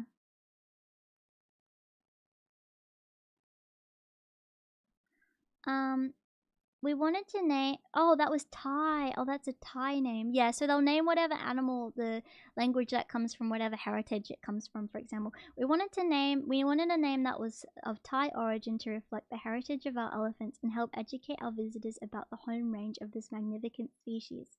The zoo's life sciences manager, I may be a little biased, but she's an absolutely beautiful elephant and a doll-like version of her mother. Still pinkish, the 2-week-old calf, born on the 2nd of November, is already up and about and is quite a character. She loves water, happily splashing about, and occasionally losing her footing. Tukta is the 3rd calf born in the 4 female elephants brought out from Thailand 4 years to the day before she was born. 2 male calves, Luk Chai and Paiti Han, were born within the first 18 months. Tukta's birth was a world away from the miraculous birth of Paiti Han. He was nicknamed Mr. Shuffles after his 9-day drama in March took its toll on his coordination. Mr. Shuffles, that's his name, Mr. Shuffles. So far, the program has had 100% success rate of breeding, which is impressive since mortality rates are quite high, both in the wild and in zoo. The boys were the result of artificial insemination, and Tukta is the product of natural mating with the zoo's only male Asian elephant, Gung. Simon says they owe the success rate to the preparation undertaken by the zoo and the work of the elephant keepers, who closely monitor and support the animals. They also have a world expert in elephant births, who travels over from Europe to assist with each of the births. The herd is very close, which is unusual because they're not relatives. They share parenting and babysitting duties, and the calves are just as happy to find comfort from their aunts. See, like, they're very sweet and they're very intelligent. The program's aim, aside from breeding more elephants, is to maintain 90% of the genetic diversity of the captive population. Zoo workers achieve this in an intricate system where they match male and female elephants via computer, almost an elephant version of online dating. The keepers encourage natural mating, but will also use artificial insemination for elephants at different locations. My immediate response is that it is gratifying to see the Asian elephants at Taronga and Melbourne are breeding, says Chris West, CEO of Zoo South Australia. Elephant breeding is something of a fine art and requires highly professional input from scientists and vets as well as keepers. This birth addresses an important need for natural behaviors to be expressed and a herd/family structure developed. Recent estimates are that there are 30,000 to 40,000 Asian elephants left in the wild, and human-elephant conflicts and habitat destruction are likely to seriously threaten elephant survival in the next few decades. Oh, well, it's good that they're helping them in the zoo. That's good that they helped. Yeah. Yeah.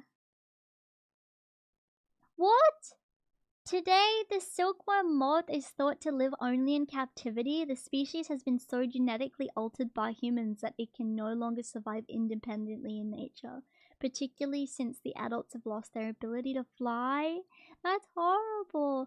I actually had a silkworm pet. I had a pet silkworm, a silkworm moth. When I was a kid, I had them as pets.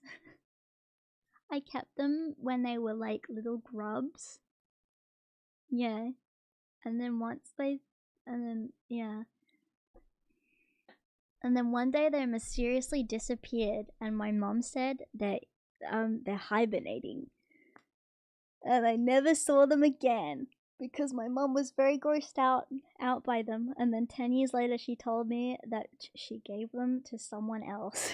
Because she didn't want to deal with me holding the little moths around anymore, because she was grossed out by them, which is kind of mean. She said they're in the closet hibernating to me, and I looked in the closet and I couldn't find them, and I was like, huh, they must be like hiding. How sad. But yeah, that's sad that they messed with the silkworms. Yeah. Well, let's finish this. I think there's only a little bit to go. That was pretty hard work. But yeah, at least we can know that these elephants elephants are still being fought for and saved and bred. Just love their bath time. That must be, bath time's over. Bath time's over. You want to go out and graze? Oh gosh, I just love my Look how elephant. happy they are. He's my friend. My really close friend. And look at Oh, this. He's going to pick up my boots for me. Hey. Thanks, mate. Didn't pick up his boots. Baby elephant. His ears. What happened? This is Nort, a baby elephant. Baby. And she's just lost her mama. She's an orphan. It saddens me to the point of tears to see this beautiful little baby losing her grip on life. Her mama was killed by a hideous chemical that the palm oil plantation farmers laced on some of the vegetation designed to kill elephants. And so this poor little baby is carrying that chemical through her body, and it's slowly but surely killing her. I'm trying with all my heart to help her with artificial milk and food, but it's not working. That's terrible. She's losing her fight and her zest. Come on, little baby. Poor thing. Oh, we got a lot in that time, didn't we?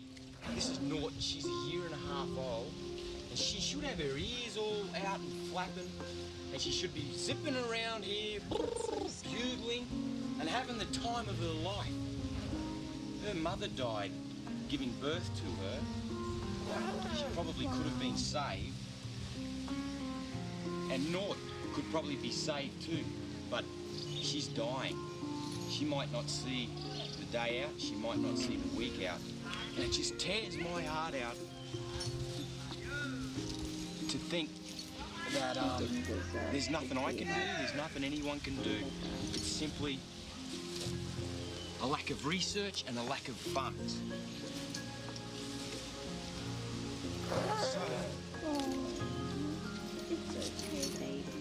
I just want to share with you the importance of this little girl here, because if she dies, perhaps she will help the rest of them out in the wild. She's licking his tears. Maybe secure some habitat. Trying to make sure he's okay. She's killing me. Poor baby.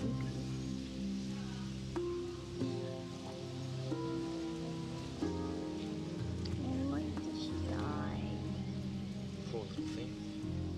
Wait, what was her name? Excuse me? Nort was her name. Poor little thing. Rest in peace, Nort. That's so sad. It's really sad. Oh. How about we watch something good before we finish off? I didn't realize the end would be so sad, but I guess that's the nature of these things, unfortunately.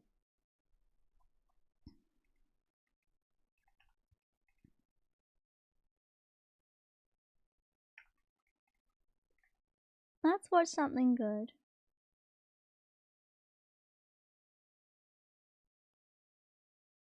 Let's watch The Greatest Moments.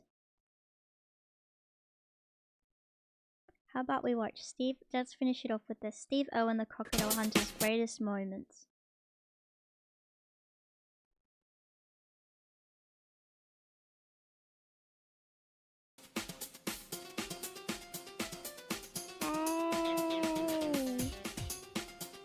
They don't get quite as big as the ones on the coast. Bearded dragon, you can see why they're called a bearded dragon. They've got this little beard here, and when he gets all cantankerous, all cranky, We're gonna snazz it up. I kissed a man like that. You see him? A sign of toughness. He's I am big. so tough. Stay away from me, or I'm going to bite you. Oh! You bit me on the nose, you little brat. This is the fear snake. Come here, mate.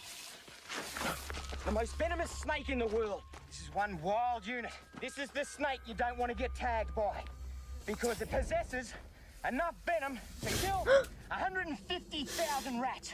But who cares? This bloke could have enough venom in one bite to kill 100 blokes my size. Look at the coloration. Jesus. Beautiful coloration. Hey. Ooh! Settle down, mate. Yo, you wouldn't want to take a whack off a Put snake him this down. size. You can see behind his head, that's his venom gland. Woo! This is where you see the work of my dad, is right here. He taught me to be one-on-one with the snake, to be at one with it, to feel it in my fingers, to allow the snake to feel that there's no danger. Settle down, sweetheart. Settle down now. She's just trying to tag Steve-O on the face. I know you are, sweetheart. You're a beautiful snake. You're absolutely gorgeous. It's starting to flatten his throat out now, so it's just starting to get a little aggressive. Whoa. Hey. Hey. Whoa. You all right, mate? Hey. Settle down. See, it's coming back on me, coming back real fast. These snakes seem to know the toxicity of their venom. You can see it swinging around, it's agitated. Neck's starting to puff up, that rapid tongue flicking. It's getting upset. Make no doubt about it. It'd whack its fangs into me at any given moment. Wow. See how it keeps lining me up? It's getting really grumpy. Beautiful snake. Whoa! You're just a little grumpy now, They're just like people. She just wants to move away from me. A lot of people think that snakes are evil, ugly monsters that cruising around killing people. And those fangs, those fangs, they're like hypodermic needles. 2 hypodermic needles sitting in the back of their head ready to... Oh, hey. Settle down, sweetheart. How was that for a swing straight at me? How's these flies looking right in my eyes? It's so dry and hot out here, the flies are coming into my eyes for a drink, any form of moisture. Woo, she's starting to settle down now. Get off me. Look at this. Nice and quiet. Look at her.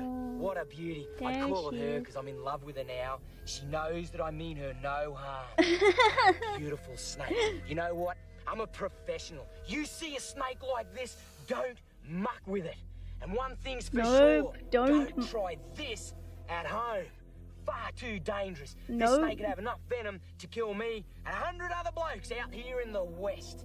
What an honour to share territory, share space with such a beautiful animal. Yeah. Steamer, I gotta tell you, I'd rather deal with this snake than a lot of people I know. I reckon. Yeah, that's me whenever I'm around an animal. More dangerous. The locals call this dragon Badas, and he's an Badas. enormous Komodo. Thank you for He's following. been scavenging near the water. Where the fishermen have set lines, he's taken advantage of the fish. But unfortunately, he's gotten the hook right down his throat, and now Steve's gotta help him out, or it could cost the lizard his life. And it isn't that easy. I've got to try and get out in front of the lizard and pull the fishing line Oh so my the God, hook that's and gonna all be hard. pops straight out of his mouth. Got it.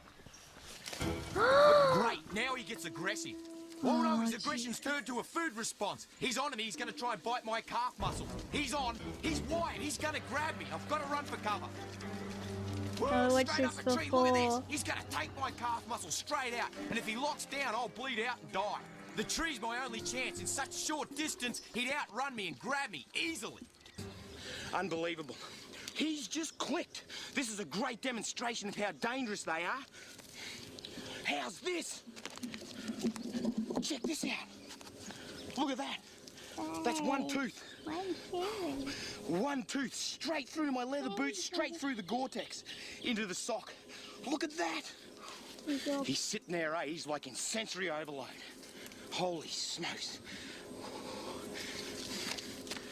Whew. Danger, danger, danger. Unbelievable.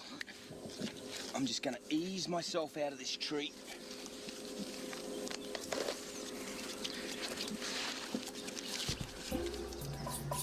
He's on me. He's staring straight at me. I'm gonna have to be really careful and get ready to run, because there's blood in the air. I've spiked my arm, and if he senses that, he'll attack We again. watched this one before, here? but Come on. that's okay. Yeah, recorded at the local TV station near Australia Zoo in 1991. Let's see. The only reason I'm doing this is because this one's a python, and as you see, he won't bite because he can't eat me, and he doesn't feel scared. I don't scare him, so he won't bite, and he hasn't got venom. Now that's a python, but it's very difficult from a distance to tell a python from a. You might have cut, he's biting my neck. I'm serious. Oh my God. Yeah. Well, if I watch the telly, I should be able to. Can you get a close in on this?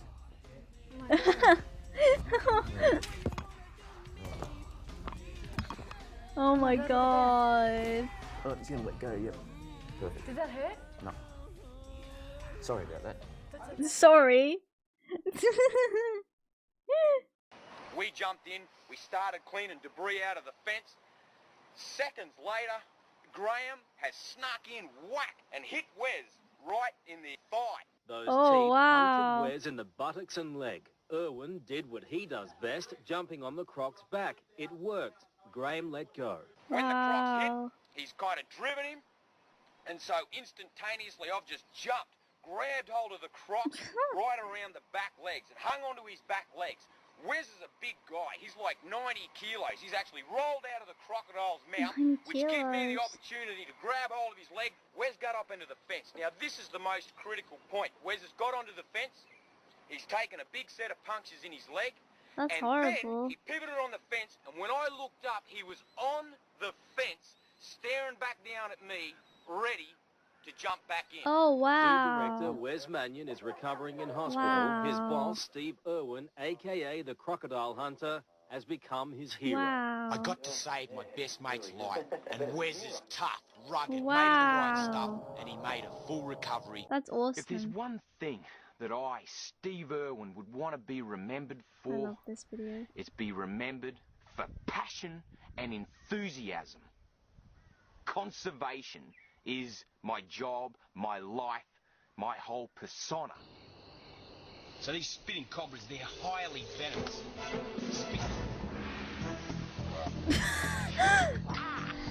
Oh no!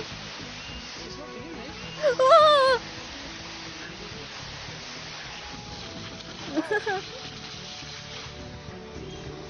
Ouch! No, get out! Oh! Kill both. I'm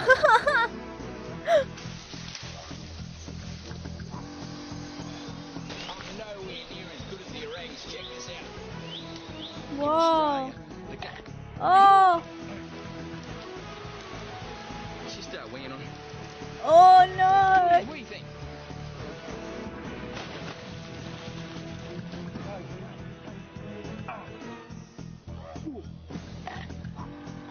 Jump!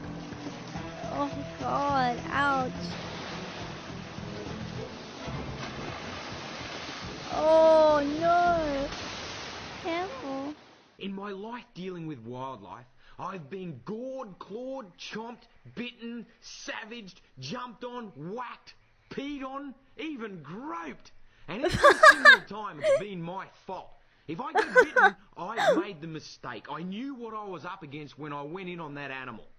And it's been a giant learning curve for me. I jumped on a crocodile and it was a bad jump under the water. Whack! Hit me in the head, scarred me here. I got scars all over my face. Terry tore my ear in half. No two fingers are the same. They've been snapped, split, chomped, nails ripped off. Have a look at my hands. Virtually scars on scars. You can't see the last bite because it's scar on scar. And this isn't some giant ego trip. It's just that A croc lunged at Robert when he went to... Right, oh yeah, I saw I have that. to get He nearly right dislocated his fair arm. smack Yeah, I saw into that. the action. Because this day has come where the audience, you, need to come with me and be there with that animal. If there's whales dying on the beach on the western side of Tasmania, I want to share it with you. Because if we can touch people about wildlife, then they want to save it. If you go to SeaWorld and you get to have an encounter with a dolphin, you want to save dolphins. Yeah. Gone are the days of sitting back on the long lens on the tripod and looking at wildlife way over there. Come with me. Share it with me. Share my wildlife with me. Because humans want to save things that they love. My job, my mission, the reason I've been put onto this planet is to save wildlife. And I thank you for coming with me. Yeah. Thank you guys for watching. No, don't. I don't care. Yeah, Steve. I don't want to. I don't want you to thank me. That scared me. Wow, but that was, who's that guy? I don't know. Whoever posted the video, I think. I think whoever posted the video. Yeah, but yeah, it's really amazing. Seriously, how, like, I don't know, how much, like, he wants to help the animals. I have one more clip that I feel like would be good to finish it off. About this kind of thing. Just give me 1 minute. This is one last thing I'd like to finish this off on. And then I'll hop off. But yeah, this is the last one that I feel like would be good. Really shows his passion here. What good is a fast car, a flash house and a gold-plated dunny to me? Absolutely no good at all. I've been put on this planet to protect wildlife and wilderness areas, which in essence is going to help humanity. I want to have the purest oceans. I want to be able to drink water straight out of that creek. I want to stop the ozone layer. I want to save the world. And you know, money's great. I can't get enough money. And you know what I'm going to do with it? I'm going to buy wilderness areas with it. Every single cent I get goes straight into conservation. And guess what, Charles? I don't give a rip whose money it is, mate. I'll use it and I'll spend it on buying land.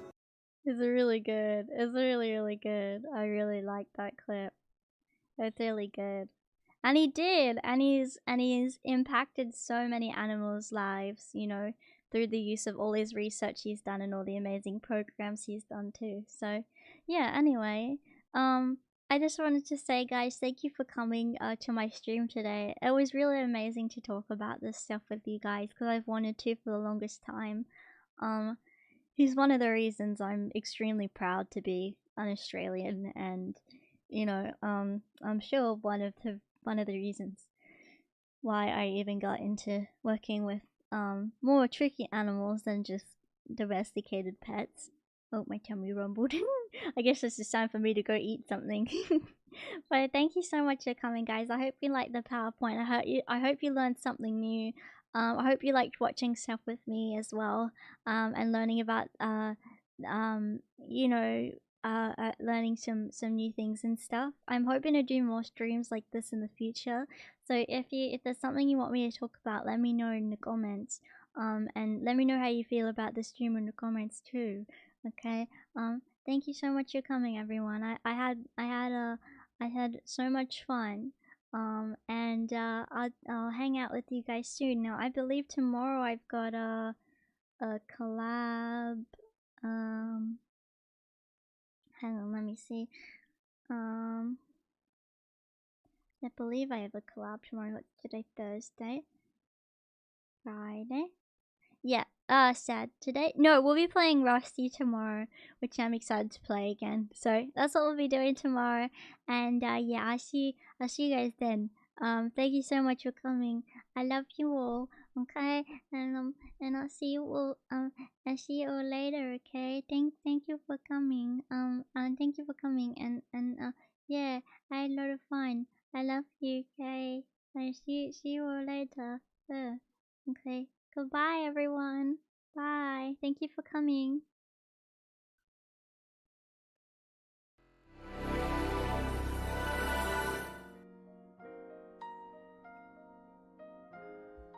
But you know, I got things to do, I got places to see, so well, I better hop off for now, but I'll see you later, alright? See you later, alligator. No, crocodile.